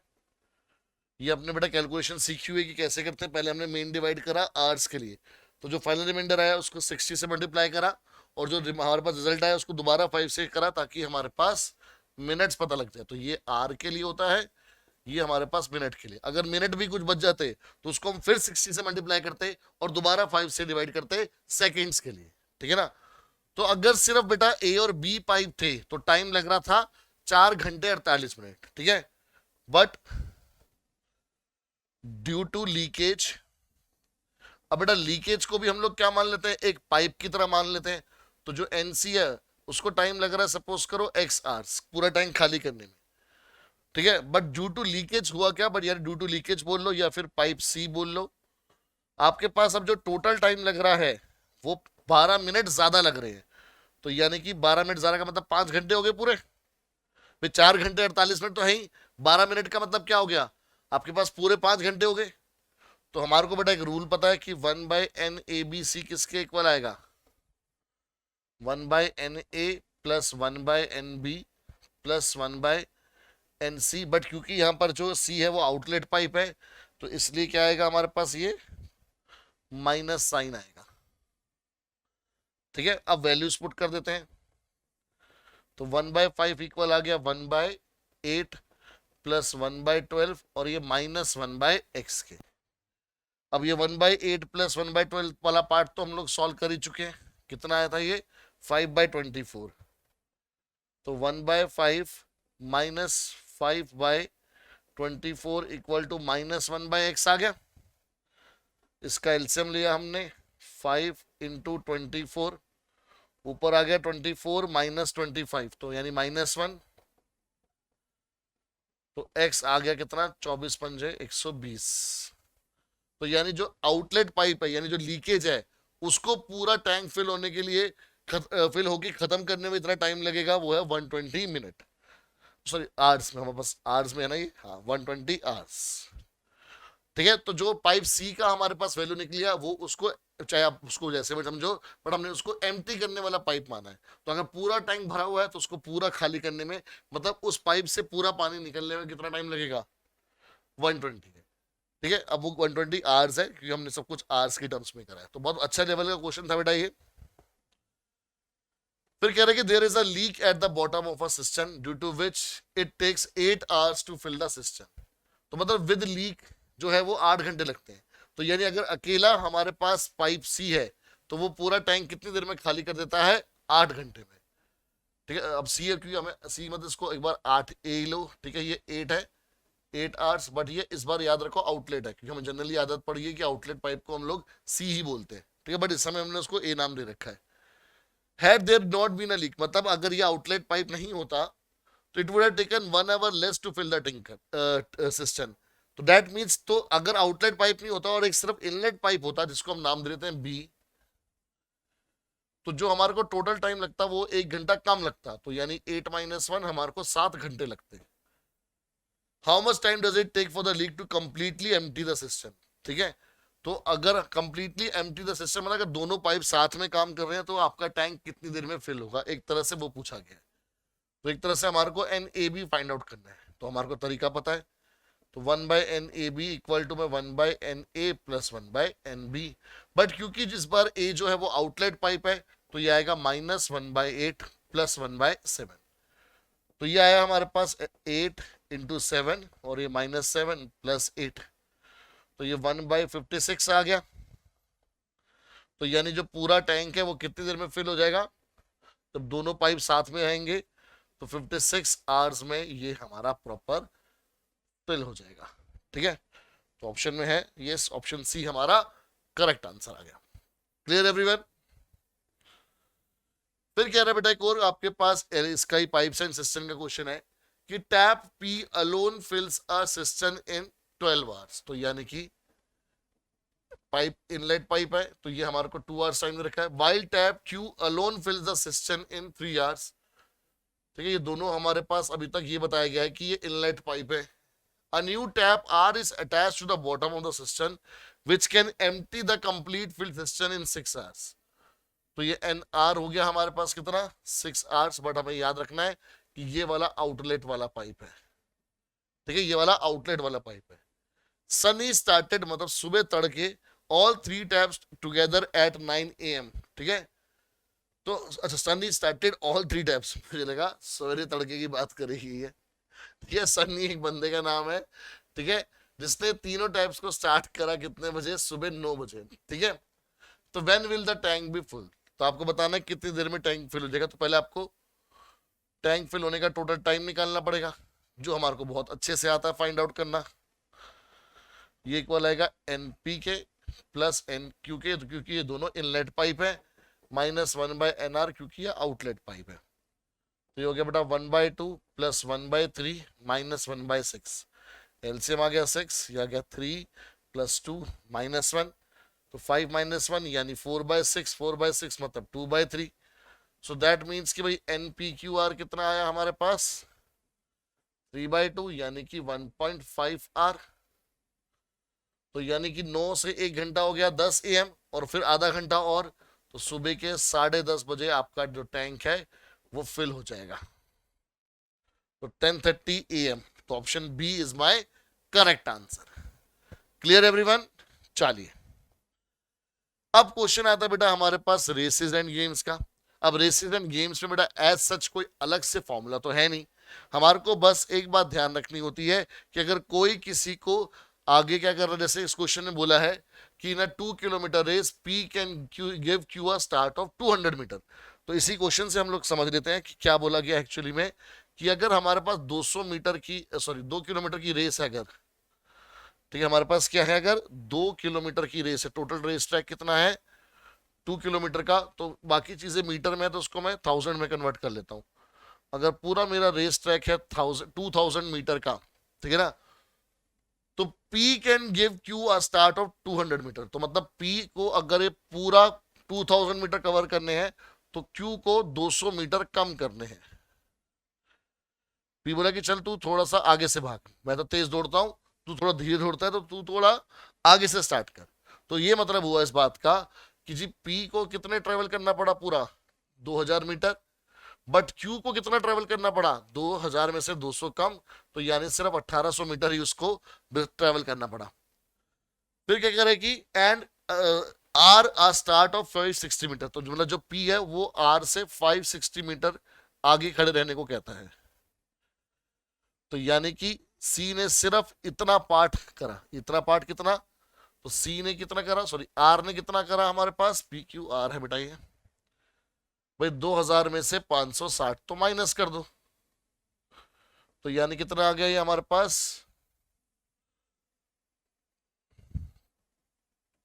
1440 मीटर आ गया। ठीक है, अब वो पूछ रहे then in the same race, same race का मतलब कि अगर रेस हो 2000 मीटर की ही, अगर रेस क्या हो वापस 2000 मीटर की हो, तो क्यू ने आर को कितना स्टार्ट दिया। अब यहां पर बच्चे गलती कर जाते हैं, बच्चे कहते हैं कि भाई ये 200 मीटर है, ये 560 मीटर है, और क्यू ने आर को कितना स्टार्ट दिया, मतलब कि क्यू और आर में कितना डिफरेंस है, तो आप बच्चे इसमें आंसर कर देंगे 360। ठीक है, तो वो आपको शायद ऑप्शन में भी मिल जाएगा, बट वहीं आप गलती कर जाओगे। ठीक है, क्यों? क्योंकि अगर आप इसमें डिफरेंस देख रहे हो तो मतलब आपकी जो रेस है वो यहां से लेकर यहां तक है सिर्फ, बट हमारे को पूरी 2 किलोमीटर की रेस का बताना है। तो हमने क्या बोला कि भाई इन दोनों का डिफरेंस क्या है, इन दोनों का डिफरेंस कितना आ गया, 1800 में से 300 400 ये आया 360 मीटर। ठीक है, जो कि एक्चुअल में डिफरेंस था, तो हम बोलेंगे इन रेस ऑफ 1800 मीटर, ये अगर 1800 मीटर की रेस है तो Q गिव R, Q ने R को स्टार्ट क्या दिया, give R a start of, जितना उनके बीच में डिफरेंस है 360 मीटर। भाई 1800 मीटर की रेस में 360 मीटर का स्टार्ट है, so that means in race of 2000 metre, ये भी चलो पहले 1 मीटर का निकाल लेते हैं सिंपल करने के लिए। तो 1 मीटर की रेस में Q ने कितना R को स्टार्ट दिया, तो ये आ जाएगा बेटा 360 अपॉन में 1800 metre, unitary method. So that means same काम 2000 मीटर की रेस में कितना हो जाएगा, तो यानी कि 360 अपॉन 1800 इंटू 2000, 20 से 20 गए, ठीक है ना, 18 वन सा 18 टू, तो 20 इंटू 20, तो यानी कि 400 मीटर का स्टार्ट दिया बी ने, सॉरी क्यू ने आर को। ठीक है, तो आंसर इज 400 मीटर। तो ओरिजिनल के हिसाब से देख के मत सॉल्व करना, आंसर हमेशा गलत आएगा। जो एक्चुअल कंपैरिजन है वो उनका इस पॉइंट से हो रहा है, तो इस पॉइंट के हिसाब से पहले हमने पर मीटर निकाला, फिर अगर टोटल 2000 मीटर होता उसका क्या इंपैक्ट पड़ता हमने फिर वो निकाला। ठीक है, इस तरह से ध्यान से बेटा आपको समझ के चलना है। नेक्स्ट करें कि 2 athletes Vijay and Samuel finish 100 metre race in 12 second and 16 second respectively. तो मतलब अगर 100 मीटर की रेस है, बड़ा ध्यान समझना, पूरी 100 मीटर की रेस है अगर, तो विजय ने कितना टाइम लिया 12 सेकेंड, तो मतलब विजय 12 सेकेंड में 100 मीटर कवर कर लेता है। ठीक है, and 16 second respectively. But but but हमारे पास देखो, यहां से स्टार्ट हुई रेस, यहां पर विजय और दूसरा कौन है सैमुअल, दोनों साथ थे। जब 12 सेकंड हो गए, जब घड़ी में 12 सेकंड हो गए, तो विजय आ गया यहां पर, बट सैमुअल पीछे रह गया कहीं पर। ठीक है, सैमुअल कितना रह गया, पीछे रह गया। भाई बी ने, विजय ने 12 सेकंड में 100 मीटर कवर अप कर लिए, बट सैमुअल रह गया 4 सेकंड पीछे, क्योंकि उसने वो 100 मीटर कवर अप करे 16 सेकंड में। 100 मीटर कवर करे उसने कितने, 100 मीटर कवर करे उसने 16 सेकंड में, तो यानी कि 1 सेकंड में उसने कितना कवर करा, 100/16 मीटर। अब उसने 4 सेकंड ज्यादा लिए, तो यानी कि सैमुअल ने 4 सेकंड में कितना डिस्टेंस ट्रेवल करा, 100/16 इंटू 4, 4 वन जा 4 4 जा, तो यानी 25 मीटर करा। तो यानी ये जो आखिरी के 25 मीटर थे उससे जो है सैमुअल हार गया। तो by how many metre does Vijay defeat Samuel, तो जब 12 सेकंड हुए थे तो विजय हमारे पास 100 मीटर कवर अप कर चुका था, बट सैमुअल ने 75 मीटर कवर किए थे, क्योंकि तो डिफरेंस दे रखा है हमारे को कि वो 25 मीटर का है। तो यानी कि यहाँ पर ये बेटा ऑप्शन गलत मार्क हो रखे हैं, ये 25 मीटर आएगा आंसर। ठीक है, ये ऑप्शन यहाँ पर गलत मार्क हो रखे हैं। ये बेटा तो हमने देखा कि जब 12 सेकंड का टाइम हुआ तो विजय ने 100 कर लिया, बट जो हमारे पास सैमुअल है वो पीछे रह गया। ठीक है, और हमारे को दे रखा है कि सैमुअल ने पूरा 100 मीटर 16 सेकंड में किया था, तो यानी जो सैमुअल की स्पीड वो क्या है कि वो 1 सेकंड में 100/16 मीटर ही कवर करता है। अब वो 4 सेकंड से पीछे रह गया, तो मतलब वो 4 सेकंड में कितना डिस्टेंस कवर किया था, 25 मीटर, उससे पीछे रह गया।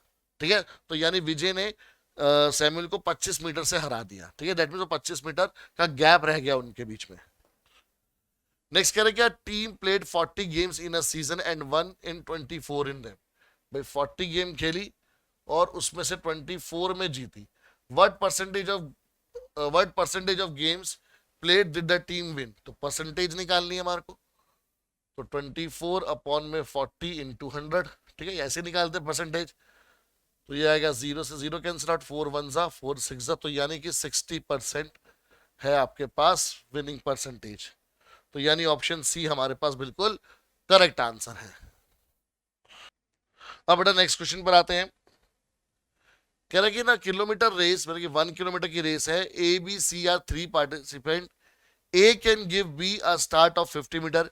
तो अब बेटा हमने गिव अ स्टार्ट का मतलब समझ लिया है कि अगर ए को पूरा 1000 मीटर करना था कवर, क्योंकि 1 किलोमीटर की रेस है, तो बी को 1000 - 50 यानी कि सिर्फ 950 मीटर ही कवर अप करना पड़ा। And C a start of 69 metre, और सी को 1000 - 69 यानी कितना आ गया ये हमारे पास 931 मीटर। ठीक है, 931 ही होगा ना, हाँ। तो the start which B can allow C, तो सेम जैसे क्यू आर को स्टार्ट करा था वहां पर पिछले वाले क्वेश्चन में, अब यहां पर बी और सी के लिए पूछा है। तो पहले इन दोनों का डिफरेंस कितना आ गया हमारे पास, 950 - 931 का जो डिफरेंस है वो कितने का हो गया, 19 मीटर का हो गया। ठीक है, तो 950 मीटर की रेस में जो डिफरेंस है, जो अपने जो बी ने B give C start of, ठीक है, वो 19 मीटर है 950 मीटर की रेस में। तो यानी 1 मीटर की रेस में कितना स्टार्ट दिया, 19/950 मीटर। तो यानी पूरी 1000 मीटर की रेस में तो 19/950 × 1000। ठीक है, तो 19 वन ज़ा 19 50 ज़ा 51 ज़ा 50 20 ज़ा, तो यानी 20 मीटर। ठीक है, ये बच्चे जल्दबाजी में 19 मीटर मार्क कराते हैं और वो आपको ऑप्शन में मिलता है। 19 मीटर का स्टार्ट दिया बी ने सी को, बट कब, जब आपके पास 950 मीटर की रेस थी। हमें ओरिजिनल भी बताना है। ठीक है, नेक्स्ट है बेटा कि A and B can cover a 200 metre race in 22 second and 25 second respectively. मतलब ए ने 200 मीटर की रेस कवर करी 22 सेकेंड में, बी ने 200 मीटर की रेस कवर करी 25 सेकेंड में। When A finished the race, the B is at what distance from the finishing line? तो B कितना पीछे था फिनिशिंग लाइन से, ये बताना है। तो B का बेटा हमारे को दे रखा है कि वो 200 मीटर 25 सेकंड में कवर अप करता है। तो यानी कि वो 1 सेकंड में 200/25 यानी कि 8 मीटर कवर अप करता है। अब इन दोनों के बीच का डिफरेंट है 3 सेकंड का। तो यानी कि इन 3 सेकंड जो बी है, ठीक है, बी के लिए बात हो रही है, जो बी है वो 8 × 3 यानी कि 24 मीटर कवर अप करेगा। ठीक है, तो यानी जब रेस स्टार्ट हुई हमारी 100 मीटर की 200 मीटर की पूरी, तो एट 22 सेकेंड ए तो यहां पर पहुंच गया, बट एट 22 सेकेंड हमारे पास बी यहां पर था, तभी वो पीछे रह गया। अब ये बाकी का डिस्टेंस उसने 3 सेकेंड में पूरा करा, और जो 3 सेकेंड में डिस्टेंस उसने पूरा करा है वो 24 मीटर है। तो हमारे पास आंसर कितना आ जाएगा, 24 मीटर। क्लियर? तो वही हमने मेथड यूज करा है सिंपल सा, जिससे हमने आंसर निकाला है। अब आते हैं बेटा हम लोग द टॉपिक ऑफ पार्टनरशिप। तो पार्टनरशिप में हमारे पास देखो एज सच कोई अलग से फॉर्मूला नहीं है, हमारे को सिर्फ इतनी बात याद रखनी है कि जो भी जितना ज्यादा हमारे पास क्या करेगा, जो भी जितना हमारे पास क्या करेगा, इन्वेस्ट करेगा, जो उसका इन्वेस्टमेंट रेशियो होगा, प्रॉफिट का रेशियो भी उसको उसी हिसाब से मिलेगा जिस हिसाब से उसका इन्वेस्टमेंट रेशियो होगा। ठीक है, चाहे कैपिटल का जो रेशियो है वही रेशियो उसके प्रॉफिट का बनेगा। ठीक है, और उसी हिसाब से शेयर डलेगा। तो कह रहे कि P Q and R jointly invested a total of ₹64,000 in a business. ठीक है, पी का शेयर प्लस क्यू का शेयर प्लस आर का शेयर कितना है जी, टोटल 64,000 है। ठीक है, P invested 6,000 more than Q and Q invested 5,000 more than R. मतलब पी ने कितना इन्वेस्ट करा, 6,000 more than Q, and Q ने इन्वेस्ट करा कितना, 5,000 मोर देन आर। ठीक है, तो अब इसी से बेटा इक्वेशन बन गई हमारे, तो काम खत्म। पी की जगह पर मैं लिख सकता हूं 6,000 प्लस क्यू, और क्यू की जगह पर मैं लिख सकता हूं 5,000 प्लस आर, और ये आर तो है ही, ये 64,000 के इक्वल है। ठीक है ना, ये 6 और 5 कितना हो गया, 11,000 हो गए। फिर क्यू आ गया, क्यू की वैल्यू वापस लिख दी मैंने, क्या 5,000 प्लस आर, और ये आर प्लस आर 2R तो है ही, ये 64,000 के इक्वल आ गए। अब ये 11 प्लस 5 16,000 हो गया, और ये R प्लस 2R 3R हो गए, और ये सम जो है वो 64,000 के इक्वल तो चल ही रहा है। सो दैट मीन्स 3R किसके इक्वल आ गया, 64,000 माइनस 16,000। अब 64 में से 16 के कितना हो गया बेटा हमारे पास, 48,000। तो यानी कि हमारे पास आर की जो वैल्यू है वो कितनी आ गई, 48/3, यानी कि यह आ जाएगा 16,000। तो अगर बेटा आर का रेशियो, जो आर का सॉरी इन्वेस्टमेंट है वो 16,000 है, तो हमारे पास क्यू का इन्वेस्टमेंट कितना हो जाएगा, 5,000 ज्यादा यानी 21,000। और अगर क्यू का 21,000 है तो पी का कितना हो जाएगा, 6,000 और डाल दो इसमें, तो 27,000। तो इनका जो रेशियो आएगा, P ratio Q ratio R, जो इनकी इन्वेस्टमेंट का रेशियो आएगा वो क्या रहेगा, 27, क्योंकि 1000 सब में कॉमन है, 27 रेशियो 21 रेशियो 16। ये बेटा आंसर आएगा 27 रेशियो 21 रेशियो 16। तो यानी ऑप्शन सी बिल्कुल करेक्ट आंसर है। तो बेटा जो जितना पैसा लगाता है उसी हिसाब से उसका रेशियो होता है। अब कई बार क्या होता है कि अमाउंट सेम होता है और तो टाइम अलग हो जाता है, तो उसके हिसाब से कैलकुलेट होता है। कई बार क्या होता है कि अमाउंट अलग होता है और टाइम भी अलग होता है, तो वहां पर भी आपको जो आपके पास रेशियो बनेगा हमेशा, वो जितना पैसा जितने टाइम के लिए लगाया गया उस हिसाब से बनेगा। ठीक है। अब नेक्स्ट क्वेश्चन है बेटा कि Rohan and Sanjay invest 3 lakh and 4,50,000 respectively in a business for 2 years। अब दोनों ने अलग अलग अमाउंट लगाया है, बट आपने सेम टाइम के लिए लगाया है। ठीक है। तो यानी कि जो इनकी इन्वेस्टमेंट का रेशियो होगा वही इनके प्रॉफिट का रेशियो होगा। तो जो हमारे पास इन्वेस्टमेंट का रेशियो है वो क्या है, इन्वेस्टमेंट रेशियो किसका, रोहन एंड संजय का, investment ratio of Rohan and Sanjay, तो वो है बेटा 3 लाख रेशियो 4,50,000। ठीक है। रेशियो में जो चीज बेटा कॉमन होती है वो आप लोग कैंसिल आउट कर सकते हो। जैसे 4 जीरोस कॉमन है तो 4 जीरो हटा दी, इधर बची 30 रेशियो 45। तो 30 रेशियो 45 आप देख सकते हो, 5 से 6 रेशियो 9, तो यानी कि 2 रेशियो 3। ये हमारे इन्वेस्टमेंट का रेशियो आया।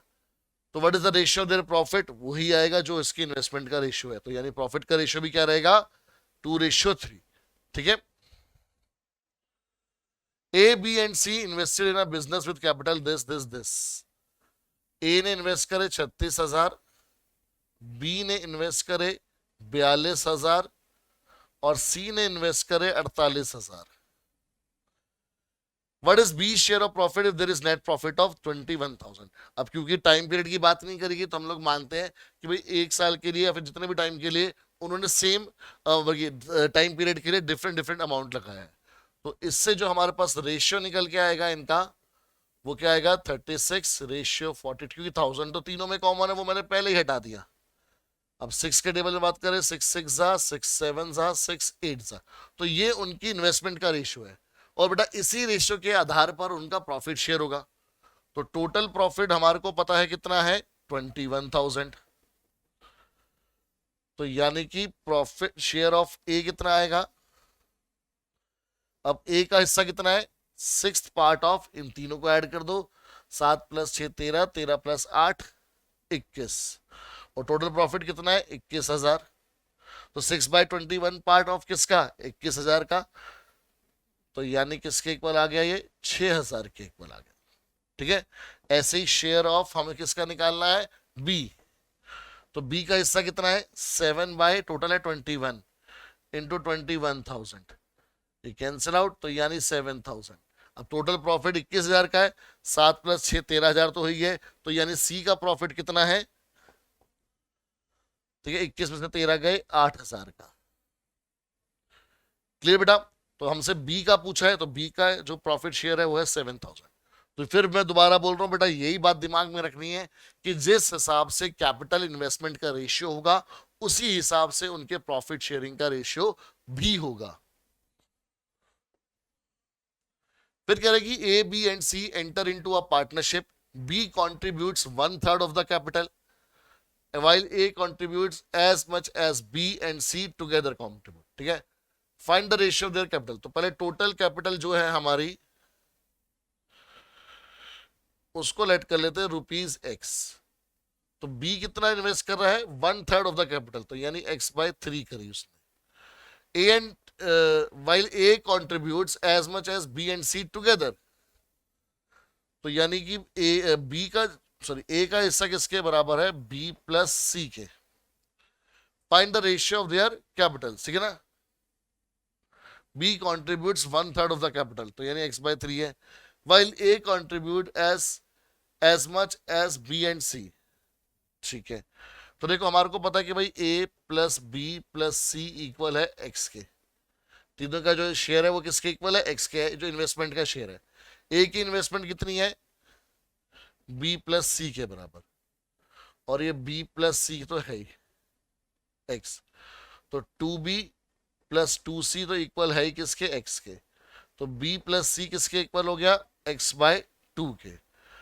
अब हमारे को पता है कि B की इन्वेस्टमेंट कितनी है, x/3, तो वहां से मुझे C की इन्वेस्टमेंट मिल जाएगी 3x माइनस 2x अपॉन 6।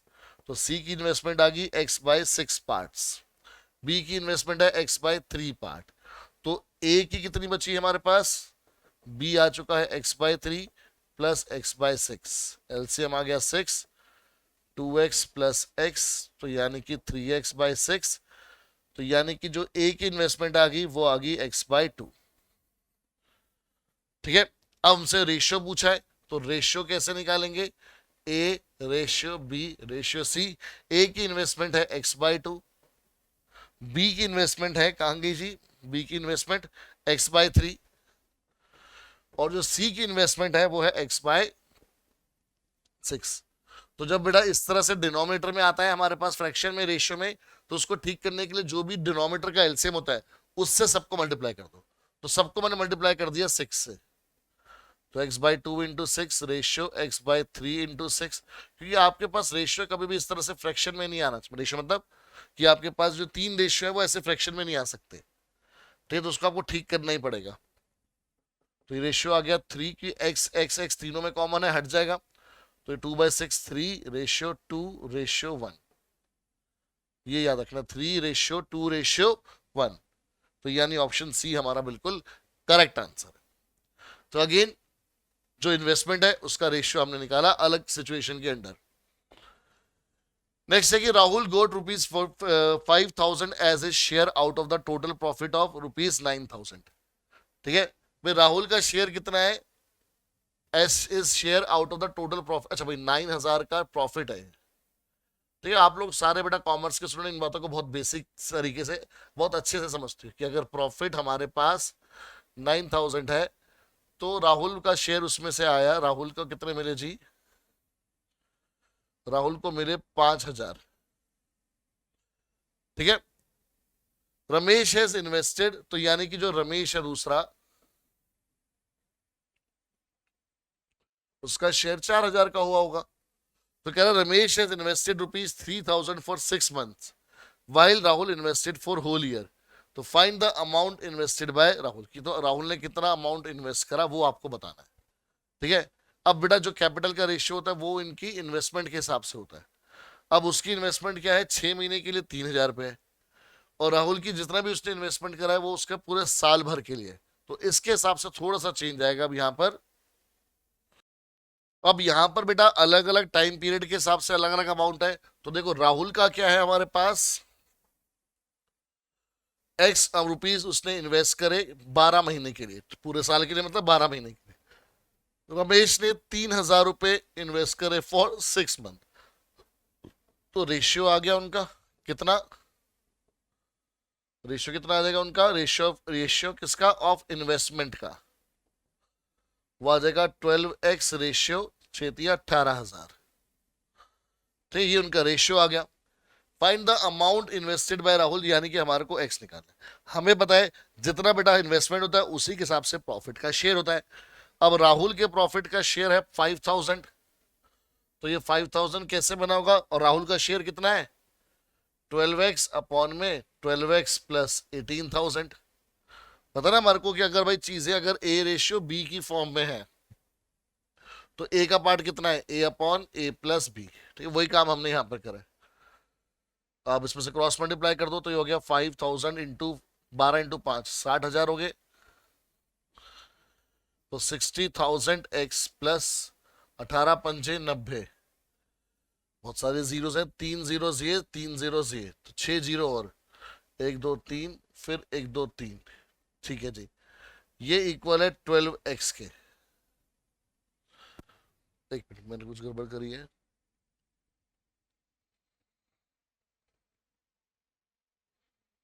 एक मिनट बेटा, इसमें ना ऐसे मत करो, इसमें क्या करो आप लोग, रेशियो के हिसाब से ही करो, वरना हम गड़बड़ कर देंगे।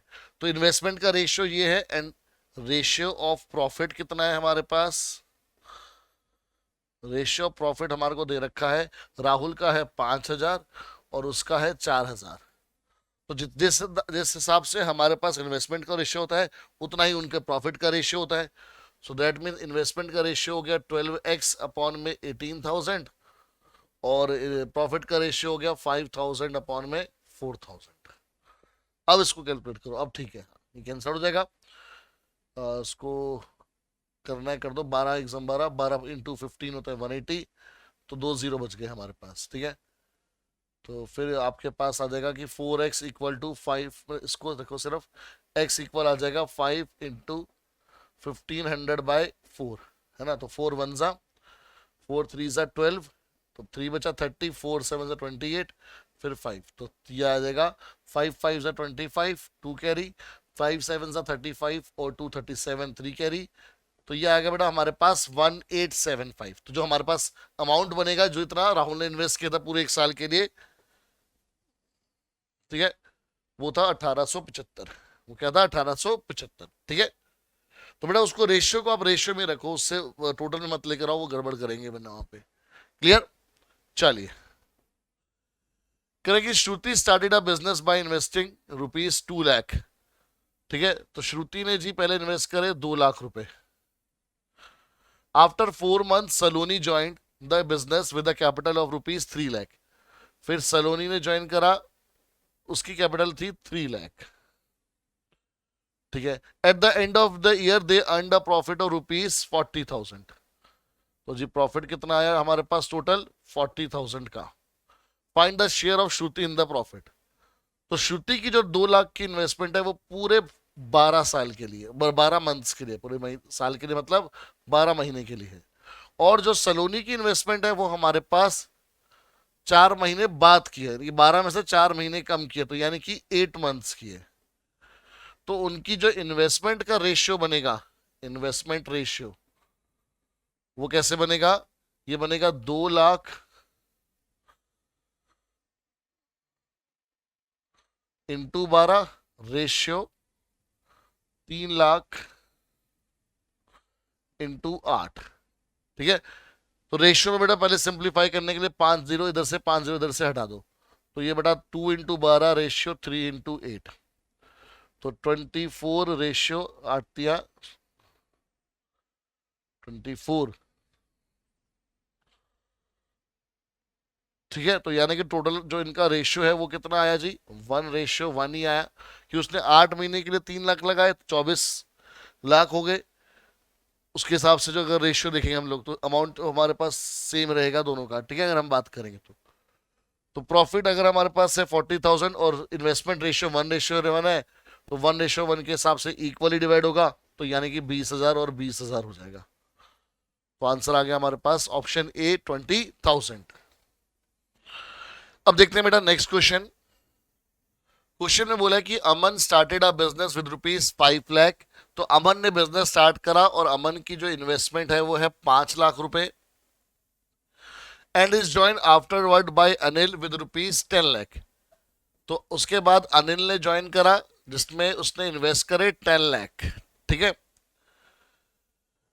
After how many months did Anil join the business if the profit at the end of a year is divided equally. तो यानी जो रेशियो ऑफ प्रॉफिट है, रेशियो ऑफ प्रॉफिट है, वो हमारे पास इक्वली डिवाइडेड है, यानी 1/1 है। तो यानी हमारे को पता है कि जो प्रॉफिट का रेशियो होता है वो हमारे पास इक्वल होता है इन्वेस्टमेंट के रेशियो के हिसाब से। तो इन्वेस्टमेंट का रेशियो हम लोग देखते हैं कि भी क्योंकि अमन ने बिजनेस स्टार्ट किया था, तो हम ये बोल सकते हैं कि अमन ने पूरे 12 महीने के लिए इन्वेस्टमेंट करी। बट अनिल ने कुछ टाइम बाद ज्वाइन करा, और हम ये लेट कर लेते हैं कि अनिल ने एक्स मंथ्स तक इन्वेस्टमेंट करी। ठीक है, तो हमारे पास ये इनकी इन्वेस्टमेंट का रेशियो आ गया। दैट मीन्स 5 लाख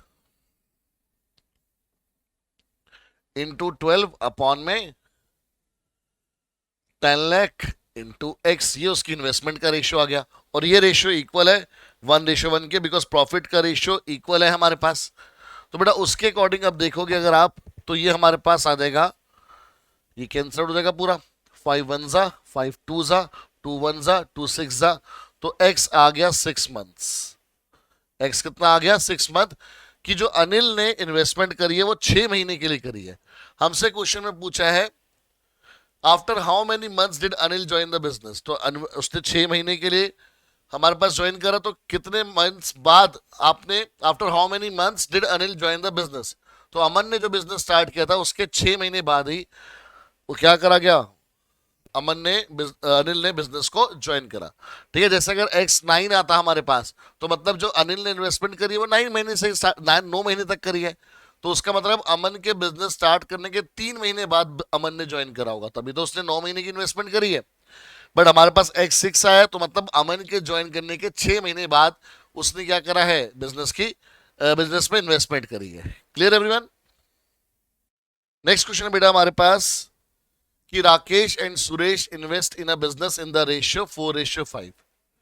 तो राकेश और सुरेश का जो रेशियो है वो है 4:5, ये इन्वेस्टमेंट रेशियो है, इसी के बेसिस पर उनका प्रॉफिट शेयरिंग आएगा। ठीक है, if 10% of the profit goes for charity purpose and Rakesh share of profit is ₹18,000, find the total profit. तो हमने क्या करा कि टोटल प्रॉफिट को ले लिया x। ठीक है, अगर 10% of the profit goes for charity, तो 10% ऑफ x चैरिटी में चला गया, उसमें 18,000 ऐड कर दिया हमने राकेश का शेयर, अब बच गया किसका शेयर, सुरेश का शेयर। ये टोटल मिला के हमारे पास x यानी टोटल प्रॉफिट के इक्वल है। तो यहां से हमारे पास s कितना आ जाएगा, x माइनस में 10% का मतलब 10/100 ऑफ x माइनस 18,000। ठीक है, तो ये आ गया हमारे पास कितना, ये 10 हो गया, तो x माइनस में 1/10x हो गया हमारे पास 9x/10 माइनस 18,000। तो ये हमारे पास सुरेश का प्रॉफिट आ गया। ठीक है, और राकेश का प्रॉफिट हमारे को दे रखा है 18,000। ठीक है, तो राकेश रेशियो एस जो इन्वेस्टमेंट का रेशियो है वो 4:5 है, तो यही उनके प्रॉफिट का रेशियो भी बनेगा। तो यानी कि 18,000 अपॉन 9x/10 माइनस 18,000, ये इक्वल आएगा किसके, 4/5 के। क्रॉस मल्टीप्लाई करा हमने, तो 18 पंचे 90, तो ये 90,000 हो गया, equal to 4 into 9x/10 minus में 18,000। ठीक है, तो ये आ गया बेटा हमारे पास 90,000 इक्वल टू 36x/10 माइनस 72,000। इसको उधर भेजा तो प्लस हो गया। अब 90,000 में 72,000 ऐड होंगे, तो 90 और 70 होता है 716, 1,60,000। तो ये आ गया बेटा 1,62,000 इक्वल टू 36x/10। इसको भी उधर भेज दो,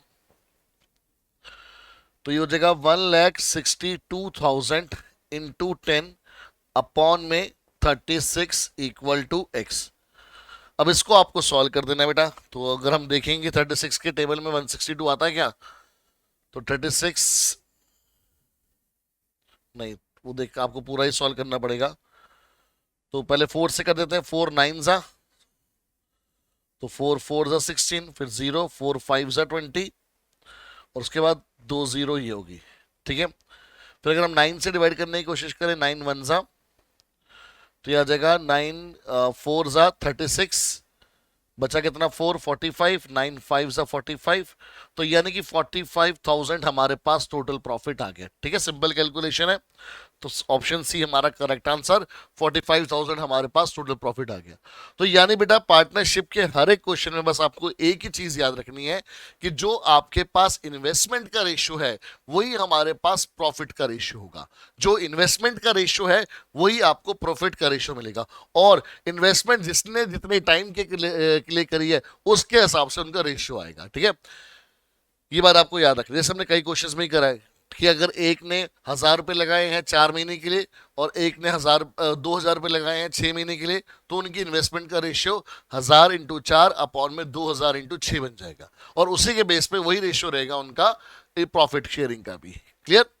चलिए अब आते बेटा हमारे पास इनइक्वालिटी वाले क्वेश्चन। तो आपको पता है इनइक्वालिटी में जब फ्रैक्शन वाले क्वेश्चन आते हैं तो हमारे को वेवी कर्व मेथड यूज करना होता है। ये आपने सीबीएसई में भी करा हुआ है। अब ग्रेटर देन जीरो का मतलब हो गया पॉजिटिव। तो हम लोग क्या करते हैं कि जो भी हमारे पास लीनियर फैक्टर्स है उनको जीरो पुट करके हम लोग टर्निंग पॉइंट्स निकालते हैं। एक आ गया x = 5, फिर x - 3 = 0 पुट करा, ये आ गया x = 3। फिर हम नंबर लाइन बनाते हैं। लेफ्ट साइड में हमारे पास होता है -∞, राइट साइड पर होता है +∞। पहले 3 आया फिर 5 आया। अब आपने क्या करना है, कोई भी इंटरवल पिक कर लो। जैसे अगर मैं 5 से इन्फिनिटी की बात करूं तो 5 से इन्फिनिटी के बीच में मैंने 6 पिक कर लिया, तो यहां पर मैंने x को 6 पुट करा अपने क्वेश्चन में, तो ये आएगा 6 - 3 अपॉन में 6 - 5 विच इज इक्वल टू 3/1। तो यानी अल्टीमेटली ये पॉजिटिव आ रहा है और हमारे को चाहिए भी पॉजिटिव था, तो यानी ये पॉजिटिव रहेगा। फिर ऑल्टरनेट चलता है पॉजिटिव नेगेटिव पॉजिटिव। तो हमारे पास पॉजिटिव कब कब आया, 3 से छोटी वैल्यूज के लिए और 5 से बड़ी वैल्यूज के लिए। तो यानी कि x less then, sorry question में बेटा +5 था तो ये -5 होगा। ठीक है, ये उल्टा हो गया। ठीक है, दोबारा करना पड़ेगा। हाँ, ये +5 था, मैंने गलती से यहाँ पर -5 लिख दिया था। तो ये -∞, इन्फिनिटी। अब -5 पहले आएगा, 3 बाद में आएगा।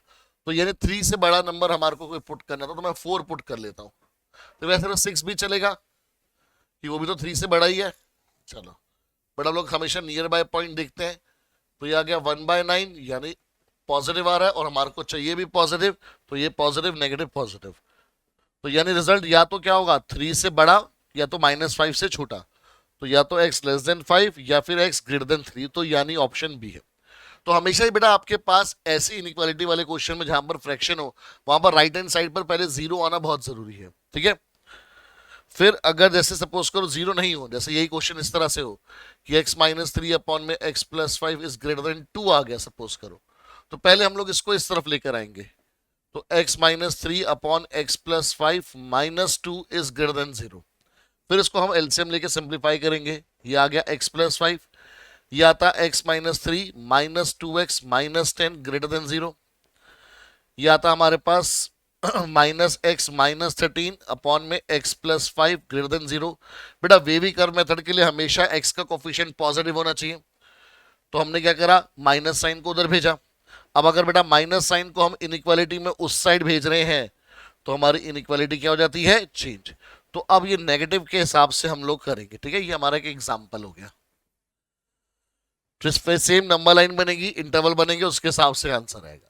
तो बस ये याद रखना है, क्योंकि अगर लेस देन 0 या ग्रेटर देन 0 होगी चीज, तभी आप बता सकते हो कि वो पॉजिटिव होगी या फिर वो नेगेटिव होगी। ठीक है, नेक्स्ट बेटा हमारे पास कि अगर आपके पास मॉडुलस वाला क्वेश्चन आता है इनइक्वालिटी में, तो आपने सिंपल से ट्रिक यूज करनी है कि आप मॉड की जगह सिंपल ब्रैकेट लगा दो और मॉड जहां पे हटेगा बाहर वहां पर प्लस माइनस का साइन आ जाएगा। तो एक मेरे पास बन जाएगा x + 2 less than equal to 5, एक बन जाएगा -(x + 2 less than equal to 5। ठीक है, तो यहां से आ गया x less than equal to 3 और यहां से आ गया -x - 2 less than equal to 5, -x is less than equal to 7, x is greater than equal to -7। ठीक है, हमें पता है जब भी माइनस साइन इनइक्वालिटी की उस तरफ शिफ्ट होता है तो हमेशा हमारे पास क्या होता है, इनइक्वालिटी चेंज हो जाती है। तो x greater than equal to -7 चाहिए but less than equal to 3, तो मानी -7 से 3 के बीच में चाहिए। अब क्योंकि दोनों तरफ इक्वल टू लगा हुआ है इसलिए स्क्वायर ब्रैकेट, तो यानी मेरी ऑप्शन बी जो है वो बिल्कुल करेक्ट आंसर आ रही है। क्लियर? नेक्स्ट है बेटा कि हमारे पास for two distinctive positive numbers X and Y आपको बताना है कि कौन सा रिलेशनशिप वैलिड होता है। तो इसके लिए बेटा आपको अर्थमेटिक मीन और ज्योमेट्रिक मीन का कॉन्सेप्ट चाहिए, ठीक है। हमारे को पता है कि अगर दो नंबर्स है मेरे पास एक्स एंड वाई और दोनों अलग अलग है, क्योंकि डिस्टिंक्ट पॉजिटिव का मतलब अलग अलग है, तो इनका अर्थमेटिक मीन बनता है X plus Y by two, और इनका जो ज्योमेट्रिक मीन होता है वो होता है हमारे पास under root of X Y, ठीक है। और एक हमारे पास प्रॉपर्टी होती है कि arithmetic mean is always greater than और equal to geometric mean, but equal to तब होता है हमारे पास जब एक्स और वाई दोनों सेम होते हैं। तो यहां पर हमारे को क्लियरली बोला है कि एक्स और वाई अलग है, तो arithmetic mean is always greater then geometric mean. अगर आपको इस रिजल्ट पर डाउट है, कभी आपको याद ना रहे कि रिजल्ट यही होता है, तो सिंपल से एक ट्रिक बता रहा हूं, वो यूज कर लो। कोई भी दो नंबर ले लो अलग अलग, ठीक है। जैसे मैंने 5 और 7 ले लिए, और ऐसे नंबर लो जिनका स्क्वायर रूट आप निकाल सको, ठीक है, जिनका स्क्वायर रूट आप निकाल सको। जैसे मैंने 3 और 12 ले लिए, तो इनका जो अर्थमेटिक मीन है वो कितना आएगा, 12 प्लस 3/2 यानी 15/2 यानी 7.5, और इनका ज्योमेट्रिक मीन कितना आएगा, अंडर रूट में 3 इंटू 12 यानी कि under root of 36 which is equal to 6। तो आप देख सकते हो कि अर्थमेटिक मीन बड़ा आ रहा है ज्योमेट्रिक मीन से, ठीक है। तो हमेशा ये कंडीशन रहती है। अब अर्थमेटिक मीन बड़ा होता है ज्योमेट्रिक मीन से, तो इसका मतलब x plus Y by two is greater than under root of X Y. अब अपनी इक्वेशन से मैच कर लो, तो पहली ऑप्शन हमारी मैच कर जाती है, ठीक है ना, कि जो x प्लस वाई है वो greater than twice of under root of X Y है, ठीक है। तो जब आप 2 को उधर भेज दोगे तो ये बन जाएगा x plus Y greater than twice of under root of X Y, ठीक है। तो जो हमारी ऑप्शन नंबर 1 से डायरेक्टली मैच कर जाता है। फिर बच्चे बोला है बेटा, इस तरह से क्वेश्चन आपने सीबीएसई में भी देखे हुए हैं, तो ये सीयूटी के लिए भी बहुत इंपॉर्टेंट हो जाते हैं, कि अगर आपके पास P बड़ा है Q से और जो R है लेस देन जीरो, बेटा R लेस देन जीरो का मतलब जो R है वो नेगेटिव है। R क्या है हमारे पास, एक नेगेटिव नंबर है। तो then which of the following is true, तो इनमें से कौन सी चीज सही होगी, कि P into R is less than Q into R. भाई R अगर नेगेटिव है, तो मैं अगर कोई नेगेटिव चीज दोनों तरफ ऐड कर रहा हूं तो उससे इनइक्वालिटी क्या हो जाती है, चेंज हो जाती है। तो यानी ये तो बिल्कुल ठीक है, ठीक है। अब एक बार बाकी ऑप्शंस भी देख लेते हैं। अगर मैं नेगेटिव नंबर दोनों तरफ सब्ट्रैक्ट कर रहा हूं तो ये आना चाहिए था P minus R greater than Q minus R आना चाहिए था, तो यानी ये गलत हो गया। सेम अगर मैं ऐड कर रहा हूं तो P plus R greater than Q plus R आना चाहिए, बिकॉज मैंने इस इक्वेशन के अंदर दोनों तरफ क्या करे हैं, आर सब्ट्रैक्ट करे हैं, तो ये बनना चाहिए था। आर ऐड करा है तो ये बनना चाहिए था। बट अगर मैं आर मल्टीप्लाई करूंगा, क्योंकि दोनों नेगेटिव नंबर है, तो यहां पर इनइक्वालिटी चेंज होगी, ठीक है। आप देख सकते हो जैसे कि भाई 2 बड़ा है 1 से, बट अगर मैं दोनों तरफ -2 से मल्टीप्लाई कर दूं, मल्टीप्लाई बाय -2, तो ये हो जाएगा -4 और ये हो जाएगा -2। तो -4 छोटा होता है -2 से, तो यानी इनइक्वालिटी क्या हो गई, चेंज होगी हमारे पास, ठीक है। तो ये बात आपको यहां पर याद रखनी थी। अब अगेन बेटा मॉड वाला क्वेश्चन है, तो मॉड वाले क्वेश्चन के लिए मैंने आपको एक सिंपल से ट्रिक सिखा दी कि मॉड हटा के प्लस माइनस लगा दो। तो एक इंटरवल रहेगा x लेस देन 3 और दूसरा इंटरवल रहेगा -x लेस देन 3। अब माइनस साइन को आप उधर भेजोगे तो ये ग्रेटर देन -3 हो जाएगा, क्योंकि जब माइनस साइन उधर शिफ्ट होता है तो इनइक्वालिटी चेंज हो जाती है, ठीक है। तो अब -3 से बड़ा बट 3 से छोटा, तो यानी x को ग्रेटर होना चाहिए -3 से, बट लेस देन होना चाहिए 3 से, यही आएगा ना। तो यानी ऑप्शन बी हमारे पास करेक्ट आंसर आ जाएगा। तो बड़ा इनइक्वालिटी वाले क्वेश्चन में जनरली ये मॉड वाले या फ्रैक्शन वाले या फिर वो जो अरिथमेटिक मीन वाला भी हमने क्वेश्चन किया था, उस टाइप के क्वेश्चन बेटा आपके ज्यादा पूछे जाते हैं, ठीक है, कि वो आपके पास प्रॉपर्टीज चेक करते हैं आपकी इनइक्वालिटीज की। तो विद दिस बेटा हमारे पास जो क्वेश्चन से हमने सारे कॉन्सेप्ट रिवाइज कर लिए इस चैप्टर के, क्योंकि इस चैप्टर को आपको बेटा क्विकली रिवाइज करना बहुत जरूरी था। अगर इस चैप्टर में आप लोग सारे टॉपिक को डिटेल में रिवाइज करेंगे तो आपके लिए सीयूटी के पॉइंट ऑफ व्यू से उतनी अच्छी प्रिपरेशन नहीं हो पाएगी, क्योंकि ऑलरेडी सीबीएसई में इस चैप्टर पे आप लोग बहुत ज्यादा फोकस दे चुके होते हो, है ना, क्योंकि आपका 15 मार्क्स का बड़ा चैप्टर आता है ये वाला। तो अब आपने इसको रिवाइज करके ज्यादा से ज्यादा क्वेश्चन प्रैक्टिस करने हैं, ठीक है। जितने ज्यादा क्वेश्चन प्रैक्टिस करोगे उतने ज्यादा आपको क्लियरिटी होगी, ठीक है। तो इसलिए बहुत डिफरेंट टाइप के क्वेश्चंस यहाँ पर मैंने लिए हैं, ताकि आपके पास एक बार सारा कॉन्सेप्ट क्या हो जाए, रिवाइज हो जाए, ठीक है बेटा। तो विद दिस हम लोग मिलते हैं अपने नेक्स्ट चैप्टर के साथ। जो हमारा अप्लाइड मैथ्स के स्टूडेंट्स के लिए रहने वाला है। ठीक है, नेक्स्ट वीडियो तो कोर मैथ्स के लिए आएगी, बट जो नेक्स्ट चैप्टर रहेगा हमारे पास अप्लाइड मैथ्स के लिए वो हमारा रहेगा index numbers and time series. फिर आपको पता है इन्फ्रेंशियल स्टैटिस्टिक्स वाला टॉपिक रहेगा, लास्ट में हमारा फाइनेंशियल मैनेजमेंट का टॉपिक रहेगा। तो विद दिस बेटा हम आज की वीडियो को यहीं पर एंड करते हैं। वीडियो शॉर्ट रखी गई है अगेन, ताकि आप लोग जल्दी क्विकली अच्छे से प्रिपेयर कर सको। ठीक है स्टूडेंट्स, मिलते हैं हम लोग नेक्स्ट वीडियो में। Till then take care, bye bye and thank you.